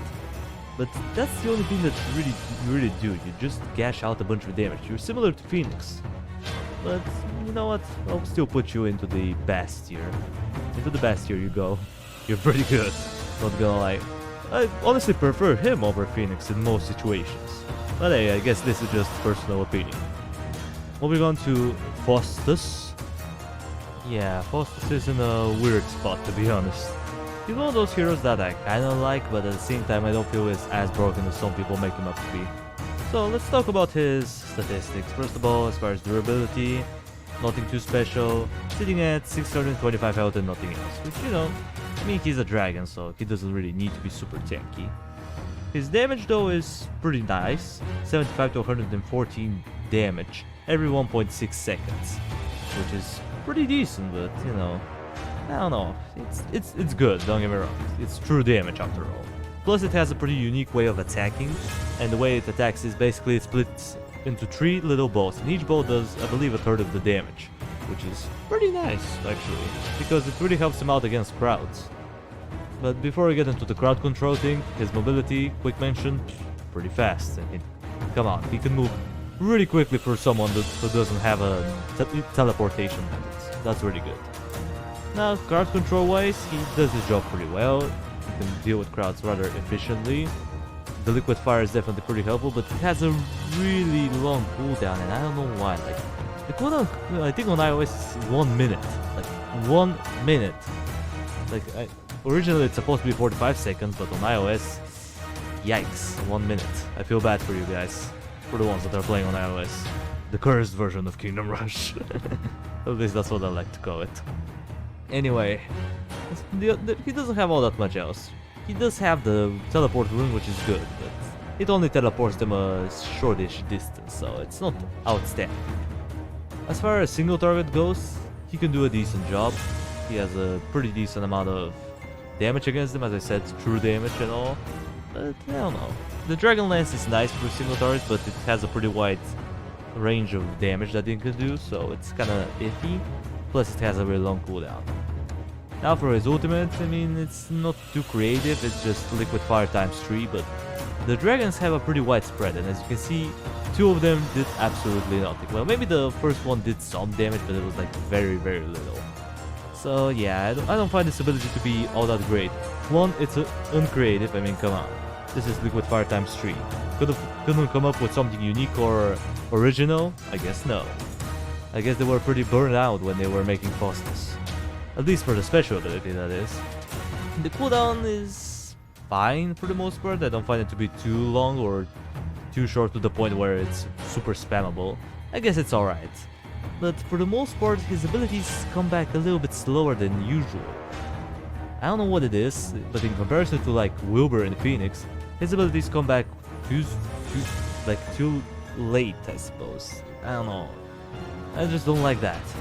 I don't know what it is. Maybe it's just me, but I don't feel like he is quite as broken. I mean, Wilbur with that ridiculous attack rate, Phoenix with her incapability to die, like, you can't match, you're outmatched by them, but still, you're gonna get a pretty high rating because you're a pretty solid hero overall. I don't know, you're a bit of a tough case, but I've seen quite a lot of showcases with you, so I'll put you into the S tier. Your abilities may recharge pretty slowly, at least for me, but I guess you're still a pretty decent hero as far as DPS goes. And you have one of the fastest mobilities ever, without having the need to teleport, so I can put you into the S tier. And now we're getting into Vengeance, the worst game out of them all, but let's see if the heroes are as bad as the game is. Starting off with Varuk. Yeah, Varuk is pretty cool. His durability is fine, 733 total, 733.2 to be exact, so he's not bad. He has a pretty good durability. His attack is nice, even though it seems kind of low at only 14 to 43, but he attacks every 1 second. Plus, he has an ability which allows him to gain bonus damage the longer he stays on the same target, which is really cool. He can go all the way up to 31 to 90, and that's a pretty good attack. His mobility is about average, it's not too bad. His crowd control is nice, because he's pretty much a walking barracks, and he does his job pretty well. He summons 2 goblins occasionally, he stuns a group, and he stuns them I believe for 4 seconds, so it's pretty good. Single target wise, even though he gets a bunch of bonus damage, and he has a decent amount of durability, he's not quite the best. If you have a heavy armored enemy, he's probably not gonna be able to stall him for very long. As far as his ultimate goes, as much as I kinda dislike it, I have to admit that it helps out from time to time. It's basically reinforcements on anabolic steroids. You can just pop them in there and they're gonna do a crap load of damage. They're pretty strong, not gonna lie. They do 23 to 93 physical damage, they have 180 health, and they have no armor. I would say they're much better than the original reinforcements, the reinforcements in this game, but still. The cooldown is pretty long, so you have to wait quite a while before you get them back. But I still enjoy this guy. Sure, he's not my personal favorite by any means, but I can still see his good sides. He's definitely useful from time to time. Even though I don't play with him all that much, I still can see how more experienced people will say that he is good, so I'll give him a decent rating, I suppose. I don't know, I don't really like him, but at the same time, I guess I've seen quite a lot of challenges beaten with him, and I've seen some really tough levels, and yes, there are tough levels in Vengeance, so you know what, with some newly gained respect after seeing some showcases, I'm gonna put you into the B tier, but I don't know, to me you're still gonna be a C tier, but for the sake of it I'm gonna put you into the B. Moving on to Azra. Azra, ooh, interesting case. Now her durability is pretty meh, only 386.4. And 33 HP regeneration every 2 seconds, because in this game heroes regenerate their health every 2 seconds. Her damage, even though it says 19 to 29, this is her melee damage. Her actual damage is much higher, at 25 to 36. Now, don't ask me for where I got it, I'll post the link down below so you can check it out. But it is pretty good, and she attacks pretty quickly. Like, she attacks every 0.8 seconds on her with her range, which is pretty solid, if I do say so myself. Now, her mobility is very interesting because she has a teleport, the only free hero in the games that have a teleport ability, which is very awesome. Her crowd control is not that great, even though she has this burst of arrows ability, it doesn't clean up enemies all that fast. As far as her single target goes, she can stall for a decent amount of time, even though she has low durability. She has a shield that protects her for quite a few seconds, which is very nice. She also has this kind of insta-kill ability, which is not really an insta-kill, but it poisons an enemy and is gonna take damage over time until he dies, so as long as you don't do it at the exit, you should be fine. She's pretty interesting. As far as her ultimate goes, though, that's where I really think she shines. 200 area true damage, and it's not a small area, it's a pretty wide area, and it comes back relatively quickly, so yeah. She's pretty solid. Now, she's not like the best free hero out of them all, like in every game, but she's definitely up there. She's one of my personal favorites as far as free heroes are considered, so I'll have to give her a good rating. Wowzers, man, she actually does quite a lot of damage. But I don't know, I'll put her in A. Like, she's good in a way, but she doesn't have a lot of durability, and her crowd control beside her ultimate is not that great. But she's still one of my personal favorites, as far as the free hero goes. Moving on to Olok. I don't know about this guy. Pretty mech durability, like 342 health, that's nothingness. Even though his regeneration, like, 28 HP every 2 seconds, pretty bad. His damage, 28 to 52, at a little bit slower rate, 1.8 seconds. But still, he's kinda nice. Mobility-wise, not that great. Probably one of the slower ones out there, so yeah, that's not good. As far as his crowd control goes, he has his multiple duplicates of himself that do a pretty good amount of damage, and he also has the gazers, but it's kind of like a short burst of power, and that's about it. However, he can boost your towers to do 30% more damage for a while, so that's kinda nice. Single target wise, he's not really good for stalling them, but he can kill them rather efficiently. If you combine the Geyser and his magma ball or whatever, the big ball that he summons occasionally, you can actually take down enemies pretty fast. As long as they don't have magic resistance, that is, because, you know, he doesn't deal true damage by any means. His ultimate though, oh yeah, the ultimate is pretty saucy, at least for this game. Because every enemy is slow. Look at that teleport distance, which we're gonna get right about now. Poof! Look at that. We teleport them pretty far away. Now, it's not like a tremendous distance, but it's still pretty good amount. And as long as they're not too fast, which is pretty rare in this game, you can keep them permanently stalled in a way. It's pretty fun. Now, other than that, I don't think he has all that much unique properties. Like, he's still fun to play around from time to time, but I don't feel like he is as enjoyable as the other two. Like Varrook, at least you know what you're gonna get out of him. Azure is just straight up good for almost any level. And Olok is just kind of there, like, as an additional option if you want to play with him, but I don't like him all that much. I feel like he is a little bit of a lackluster in a way. Sure, the teleport is awesome, but other than that, I don't find him to be all that great, so yeah. I can't give you too high of a rating, unfortunately, my guy, so you're going right here. Nah. I mean, you have some cool properties, but I feel like you could be better. You need some improvements, in my opinion. Moving on to Mergosa. Mergosa.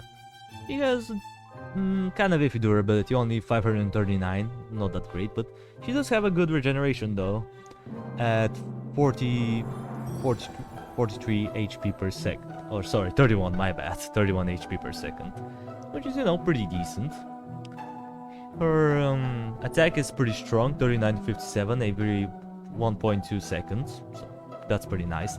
She also has an interesting way of following the guys around. Instead of waiting for them to come to her, she kind of follows them around, which is pretty good. I find this mechanic rather unique. As far as her mobility goes, she moves pretty fast. She can turn into a bat and just fly away. It's pretty cool. Now, she's not the fastest in the game, but still, that's a pretty unique way to travel around the map. Crowd control, she doesn't have all that much, but because of her high DPS, she can actually keep up with crowds for the most part.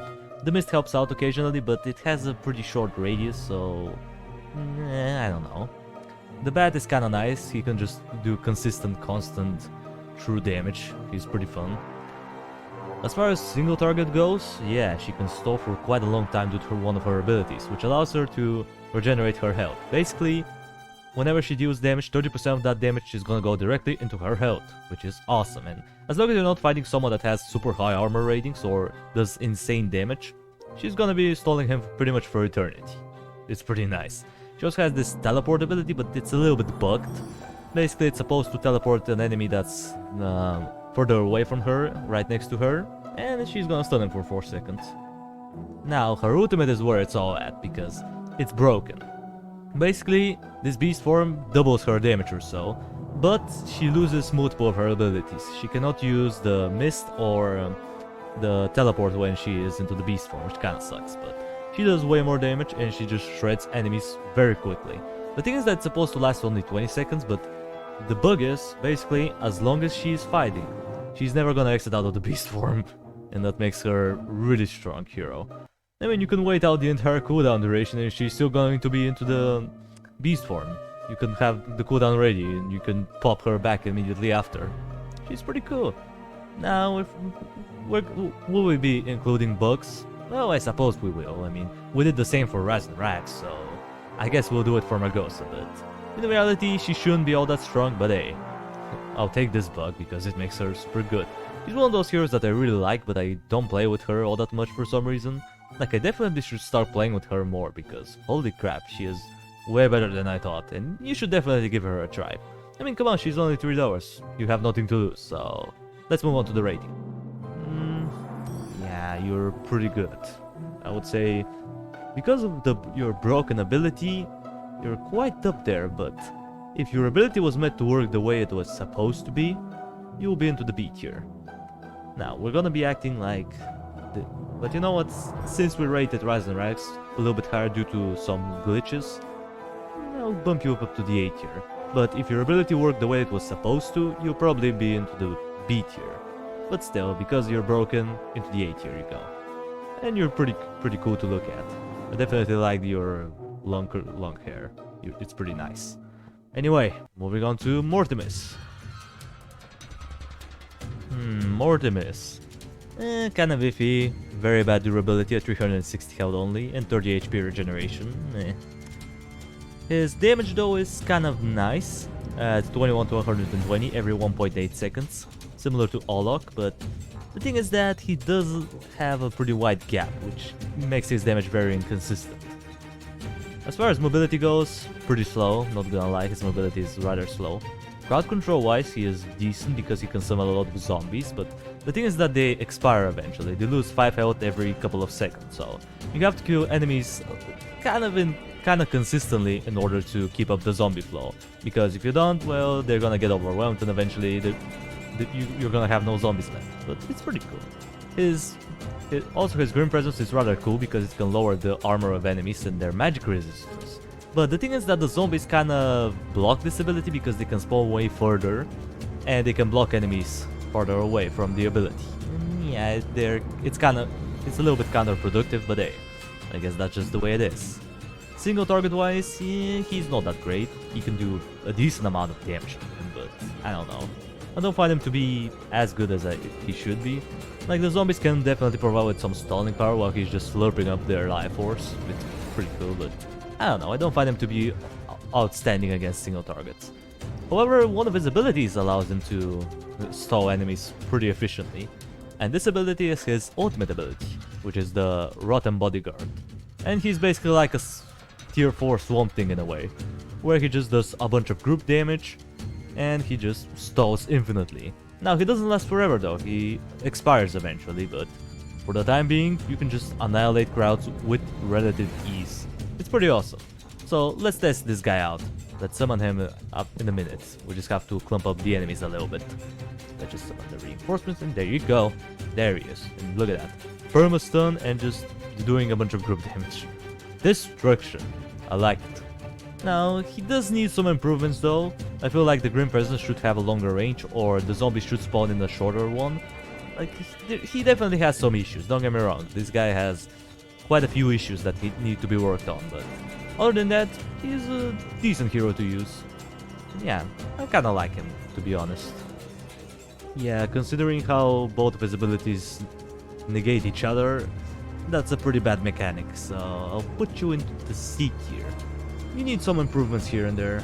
You're kinda like Olok, but I would say you're usually the better option, at least for me. Moving on to Jack-o'-lantern. Jack-o'-lantern is an interesting case. His durability is not bad, 564, but it's not great. I mean, Margosa is freaking tankier than this guy. Plus, his regeneration, I guess it's fine. 42 HP every 2 seconds. His DPS 50 to 90, but he attacks every 2 seconds, so yeah. It's a little bit meh, to be honest. As far as his mobility goes, pretty fast.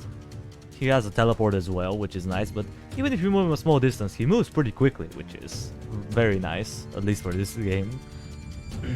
His crowd control is good. He has an explosive head that's like an artillery blast that ignores 50% armor. He also can summon these guys, the Goose, and they are provided with quite a lot of stalling power, which is nice. And yeah, he's decent against crowds. He can destroy them rather quickly. Single target wise, not that great. Even though he has an ability that allows him to reflect the damage back with his next attack. The thing is that before the damage is dealt, his armor is taken into consideration, and his armor is pretty huge, 41%. For this game at least, that's pretty big amount of armor. So yeah. And speaking of redeeming qualities, he also has this weird ability where basically every 4 seconds, if an enemy has magic resistance, he's just gonna destroy it. But the thing is that he deals the damage after he takes the magic resistance into consideration, so it looks like you're doing no damage, which is kind of what's going on. And that's a little bit problematic. But other than that, he is pretty cool. As far as the, I was about to say passive ability, the special ability goes, it's pretty cool, the Nightmare. You can just push enemies backwards doing true damage, but it doesn't do even half of the damage that it says it does. Because this is Vengeance, and in Vengeance, as you know, every enemy, or at least most enemies, are slow. And this ability is based on movement speed. Basically, the longer the enemies stay into the stampede, the more damage they're gonna take. However, because the stampede moves so fast and the enemies move so slow, they're gonna just exit out of it and just keep going on in their merry way, while the ability is just going on somewhere in the wilderness. It's really bad. It's really sad because this ability could be very good if it was in the red game. If that was in Origins, that would be a really useful ability. But unfortunately, it's in Vengeance and it's not quite as useful as it should have been. So yeah, Jack-o'-lantern is kind of a weird case. I enjoy him, but at the same time, I don't think he is as good as he should be. I don't know, I'm gonna put him in... I don't know, I guess I'll put him right here. Honestly, I'll put him in B. I don't feel like he is as good as like the others, but the thing is that some of his abilities are good and some of his abilities are bad. But he's still rather enjoyable to play with, so I'll keep him into the B tier. Moving on to Tramen. Oh, Tramen. Let's just get on with it. Durability 491, meh, not great. 33 HP regeneration per second, kind of alright. DPS wise, 20 to 48 every 2 seconds, pretty bad, but he has an ability that allows him to boost his attack speed by a pretty significant amount, and it lasts for 22 seconds, so I guess it kinda makes up for it. But still, his mobility is pretty fast. He can just hop around the map with his rockets. It's pretty fun. He's kinda like a grasshopper just hopping around the map. It's pretty fun to watch. But that aside, his crowd control is kinda meh.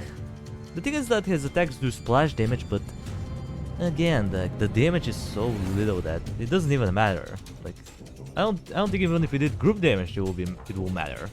I don't find him to be all that great. Like, his damage is underwhelming. I don't know what it is. Even with the nitroglycerin, he doesn't kill enemies all that fast.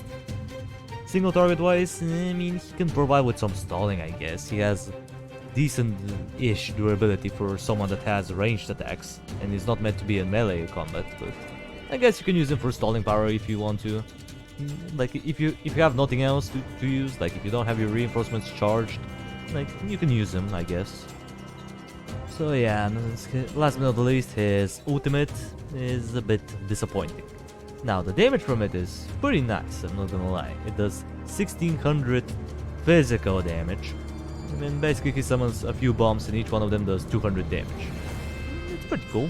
It's not bad, but the thing is that because of this physical damage against some enemies, it's gonna be very, very inefficient. That's a little bit of a problem. Plus, the cooldown is quite long. Like, I don't think it's not the longest in the game, but it's one of the longest. And the thing is that the damage, even though it sounds a lot, there's gonna be so much better abilities. Like, we're gonna have so much better abilities later on that this ability becomes a little bit inappropriate. Like, for this cooldown, I don't know. I just don't find Tramen entertaining at all. Sure, he may look cool and all, but cool factor aside, he's not all that great. I mean, look at that. Like, against this guy, the ability was completely wasted. And the thing is that the bombs are supposed to group damage, but they just don't do enough, man. They don't do enough. Plus, the flashback is just Baruch's version of the stun with range, and the boom bots do barely any damage, so yeah. Tramen, sorry man, but you're very, very underwhelming. Yeah, I'm sorry Tramen, but that's just the way it is. Outclassed. Like, I may even put you into the E tier, but because your ultimate is kind of cool and it does pretty significant damage, I'll keep you there. You're not as bad as these two, but still, you're not quite as good as I want you to be. Moving on to Jigo. Oh, classic JT ripoff. I mean, what's there to say, man? He is ridiculous. 1116 points durability, 75 health regeneration every 2 seconds with the additional constant regeneration, which is 60. 67 to 102 physical damage on a 2-second attack rate, pretty decent. Sure, he has slow mobility, but whatever. His crowd control is amazing. He can just smash the enemies, stun them. He can fling a ball that does splash damage. And let's not forget, like against Crowd he's really good, but against single targets, holy crap, like look at that. He's just stalling this boss like there's no tomorrow, and he's not dying. It's ridiculous. The ultimate ability is a bit underwhelming, but other than that, he is a pretty solid hero. I just don't like the slow mobility and the ultimate. But other than that, Jigo is quite an insane hero to have around with. He's definitely, maybe just a wee bit broken. This is a little bit hard, because even though he has the highest durability and the highest regeneration, I don't know, his slow mobility is problematic, his attack rate is not too much different from the rest, but... You're kind of in a tough spot, you're in between the A and the S tier, but... You know what? Due to the fact that you can pretty much stall nearly any boss, outside boss, but you know what? You can't stall every boss. The ghosts are unable to be stopped by any way, shape or form. Pollux is just gonna insta-kill you, and you can't even stall Joku at all. So... Alright then, alright. I'll bump you into the low end of this S tier. You get lucky there. I like you, that's the only reason why I put you there. But honestly, you'll probably be into the A tier. Anyway, moving on to Junpei. Junpei. Junpei is honestly a pretty interesting case. I mean, look at him. 694.2 durability, that's pretty good amount. He has 44 HP regeneration per 2 seconds, which is not bad. His damage is very good, 34 to 50, and he attacks once per second when he's melee and 1.1 second when he's ranged, which is alright. I guess they wanted to make it a little bit different. Yeah. The thing is that he also gets damage boost if he's damaged enough. That's what his passive ability does. And, you know, the damage boost is pretty significant. His mobility is about average, you know, average mobility, not too bad. His, crowd control. The crowd control is rather good. He can deal with a lot of grouped enemies due to the tidal wave. It spreads out and does decent amount of damage and stuns. He also has this melee group stack that he can use, but only when he's in melee mode. But it's really spammable that it's pretty useful. Single target wise, he can do a decent job at it. Sure, he's not the most durable hero out of them all, but hey, he can provide with a decent amount of stalling power. Maybe not the best, but still, he can deliver some stalling power nonetheless. The thing is that one of his most interesting abilities against crowds is the silencing ability. You can silence a group of enemies permanently and slow them down for a few seconds, which is very useful, and he also can heal up your guys with pretty good regeneration. Like, they're almost not gonna die. Like, it's awesome, but sadly he cannot use it on himself. As far as the ultimate ability goes, it's not that great. I mean, it's decent, don't get me wrong. 480 damage over a few seconds, but the thing is that you have to keep the enemies stalled into the area, otherwise they're just gonna walk right by it. Even though this is Vengeance and everyone is slow, like, you're gonna need at least a little bit of a stalling power. At least pop in your reinforcements in order to keep them up for a little bit longer. And again, it's physical damage, it's not true damage or anything, but still. Because of the plethora of abilities that he has, I'm gonna give him a little bit of a biased rating, and yeah, just roll with it. Yeah, Junpei is pretty fun to use from time to time, but he's not as good as Dante, for some reason.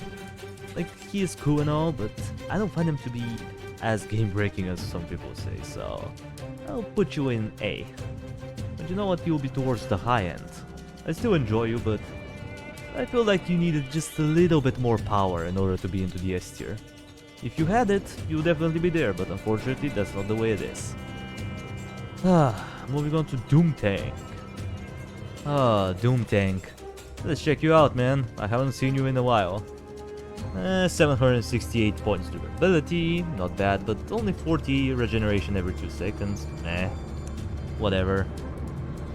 The thing is that his damage, even though it seems really high, like we're talking about whopping 101 to 188 explosive damage, meaning that he can ignore 50% armor. It also works on Frozen Souls and Ghosts, which is pretty good. And yeah, it's nice, but the thing is that he attacks every 3 whopping seconds. That's by far the slowest attack rate in the game, period, which is, you know, kind of bad. Kind of bad, man. Mobility-wise, I would say it's pretty average. I don't find him to be too fast. I would say it's kind of average mobility as far as a tank goes. Crowd control-wise, he has a lot of abilities that do crowd control, but some of them are a bit underwhelming, like the flamethrower ability, kinda meh. And the expendables, they sometimes forget that they need to stall once you upgrade them up to tier 3. They just kinda sit there and shoot at an enemy that's further away, instead of stalling the enemy that is right next to the Doom tank, which is kinda bad, and it kinda completely destroys their purpose. As far as single target stalling, I mean, he cannot stall, unfortunately, only the expendables can, and combining them together, they have a meh stat, like, their stats are pretty bad, so you can't stall a single target for very long, especially if he deals area damage. As far as the ultimate ability goes, it's really broken on the phone version. I'm not sure if it's the same on iOS, but I'm pretty sure it is. At least on Android it is. Basically, the coding is... there was an error in the code and this ability does over 2000 damage.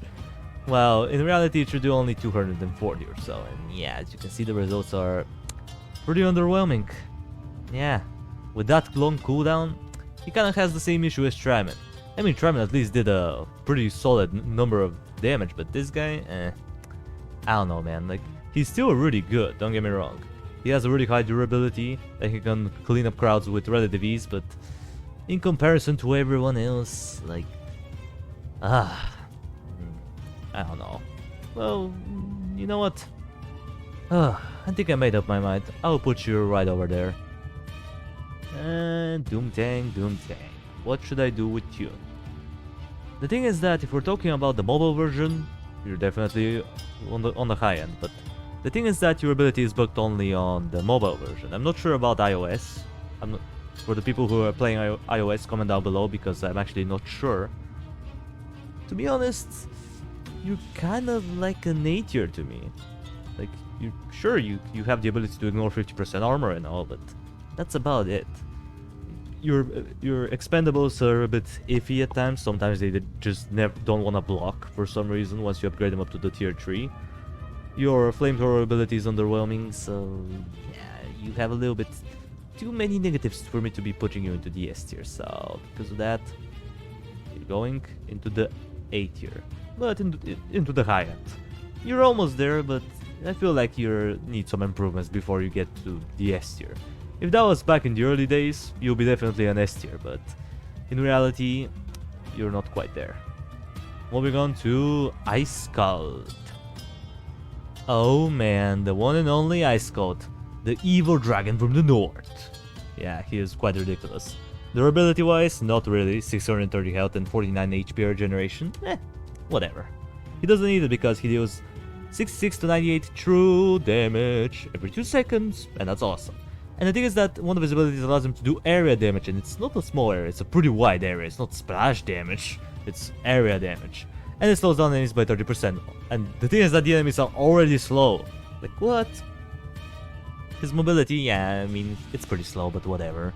Most dragons have slow mobility anyway. At least in this game, that is. I mean, yeah, as far as crowd control goes, he just destroys, obviously. He can just toss this ball of doom and just roll through enemies, doing a bunch of damage. He can slow them down with his permafrost ability, I think it was called. The one where he just breathes ice on the ground and slows them down by 50%. It's not the greatest thing in the world, but hey, it's something. As far as the single target goes, that's where you have the ice peaks.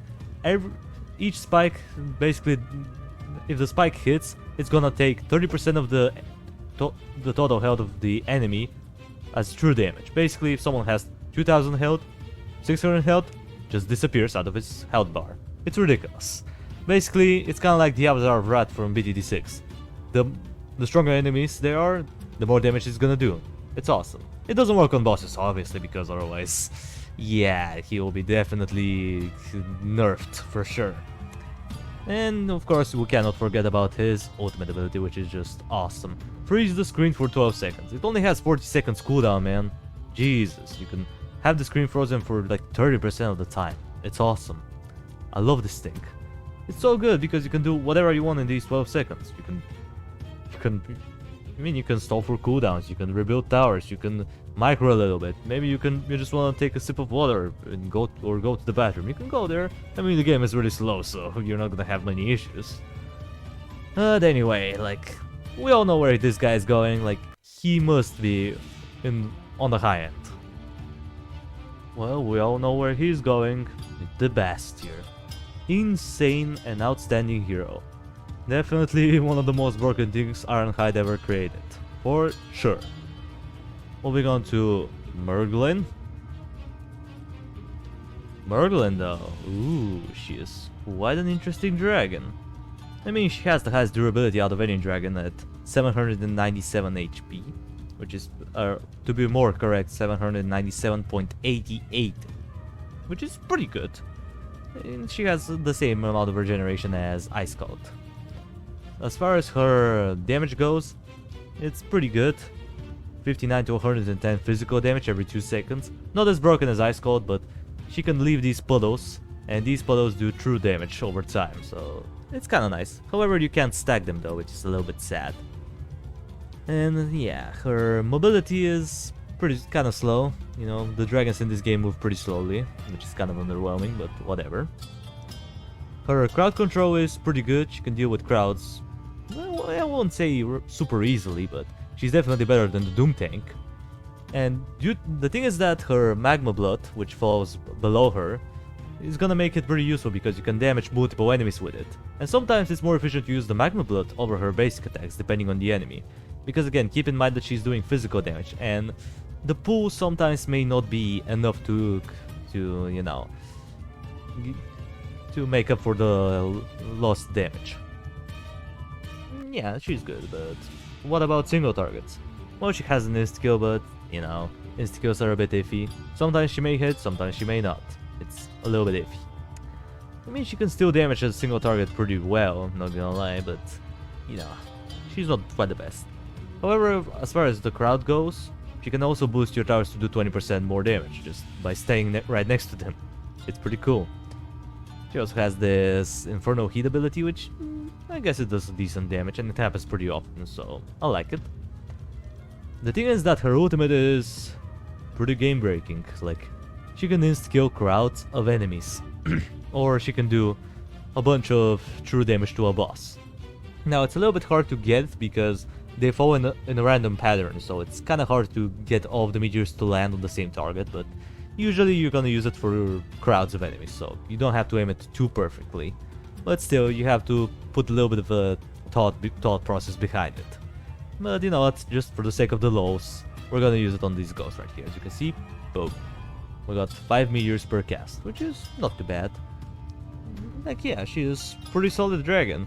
I would say probably the most micro-involved dragon out of any dragon in any game. Like, she's awesome. If you're looking for fun factor, she's definitely one of the best.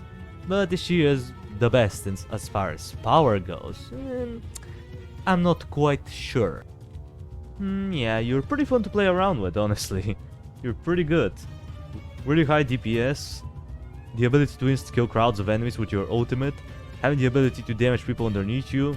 You have so much uniqueness. S tier. You know what, into the high end of the S tier, actually. I don't feel like you're quite as broken as Ice Cold, but you're still a really good hero. I'll definitely recommend her if you were looking for a fun factor with dragons, because she's definitely the most micro-involved dragon that I've ever seen. So, yeah, you definitely get a lot of respect from me. I love you, Merglin. And last but not the least, we're finishing off with Beerusad.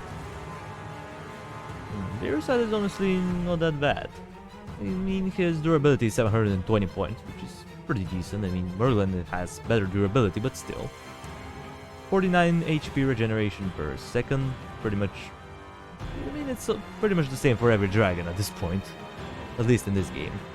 As far as attack goes, 47 to 87 physical damage every 1.5 seconds, so he shoots a little bit faster than most dragons. Just a little bit.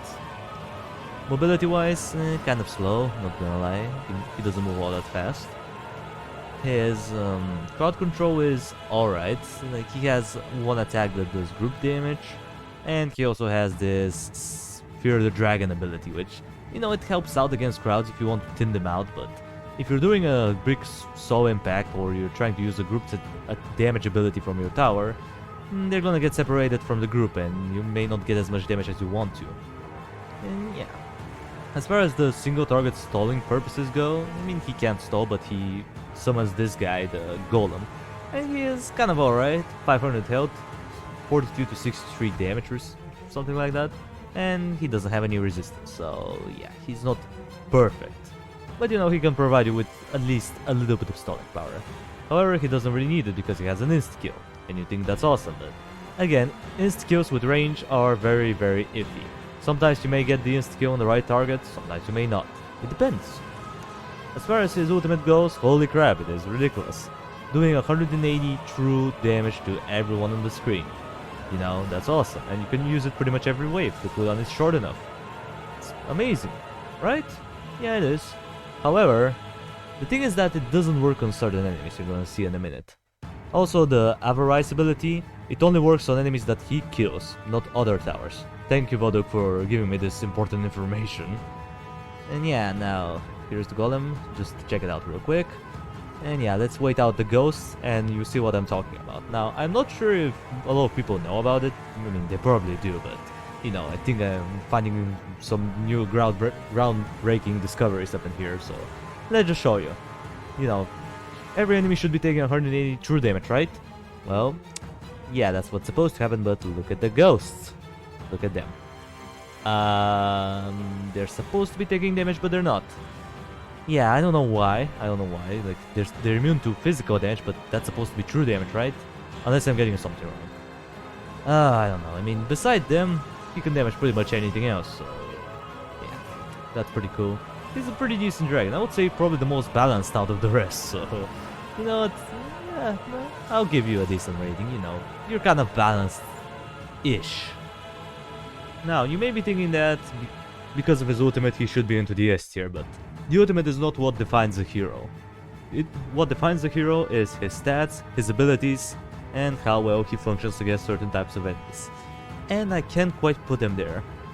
Honestly, in some cases I think he may be even worse than the Doom Tank. So I'll put you in A. You're pretty good though, but you're not an S tier, to me at least. Especially with your Avarice. You know, the way it works, it really changed my mind about you. So I can't put you any higher than A. And that's the way it is, unfortunately. So yeah guys, we did it. This is the extended version of my Kingdom Rush ratings. And that's gonna do it. Now, I know I switched quite a few heroes in between, but I really started thinking about it and I started researching them a little bit more in detail, and I came to the realization that my previous tier list was a bit iffy, and I made some changes here and there. Now, keep in mind that this is still my view of the hero, so if you think that someone should be higher or lower, you can feel free to comment down below your opinion. I would love to hear it. So yeah, just take this rating with a little bit of a grain of salt, just a little bit. And yeah, with that out of the way, that's gonna do it for the video, guys. If you stay to the end, I love you a lot. I appreciate that you spent it so long just listening to me rambling about the heroes. And yeah, with that out of the way, that's gonna do it. Thank you everybody so much for watching. Appreciate you for sticking around to the end. Subscribe if you want to see more of this content in the future. Excuse my chair. And while you're at it, drop a like on the video. It means a lot to me. And I'll see you in the next video. Until it comes, that was KingRexC. Over and out.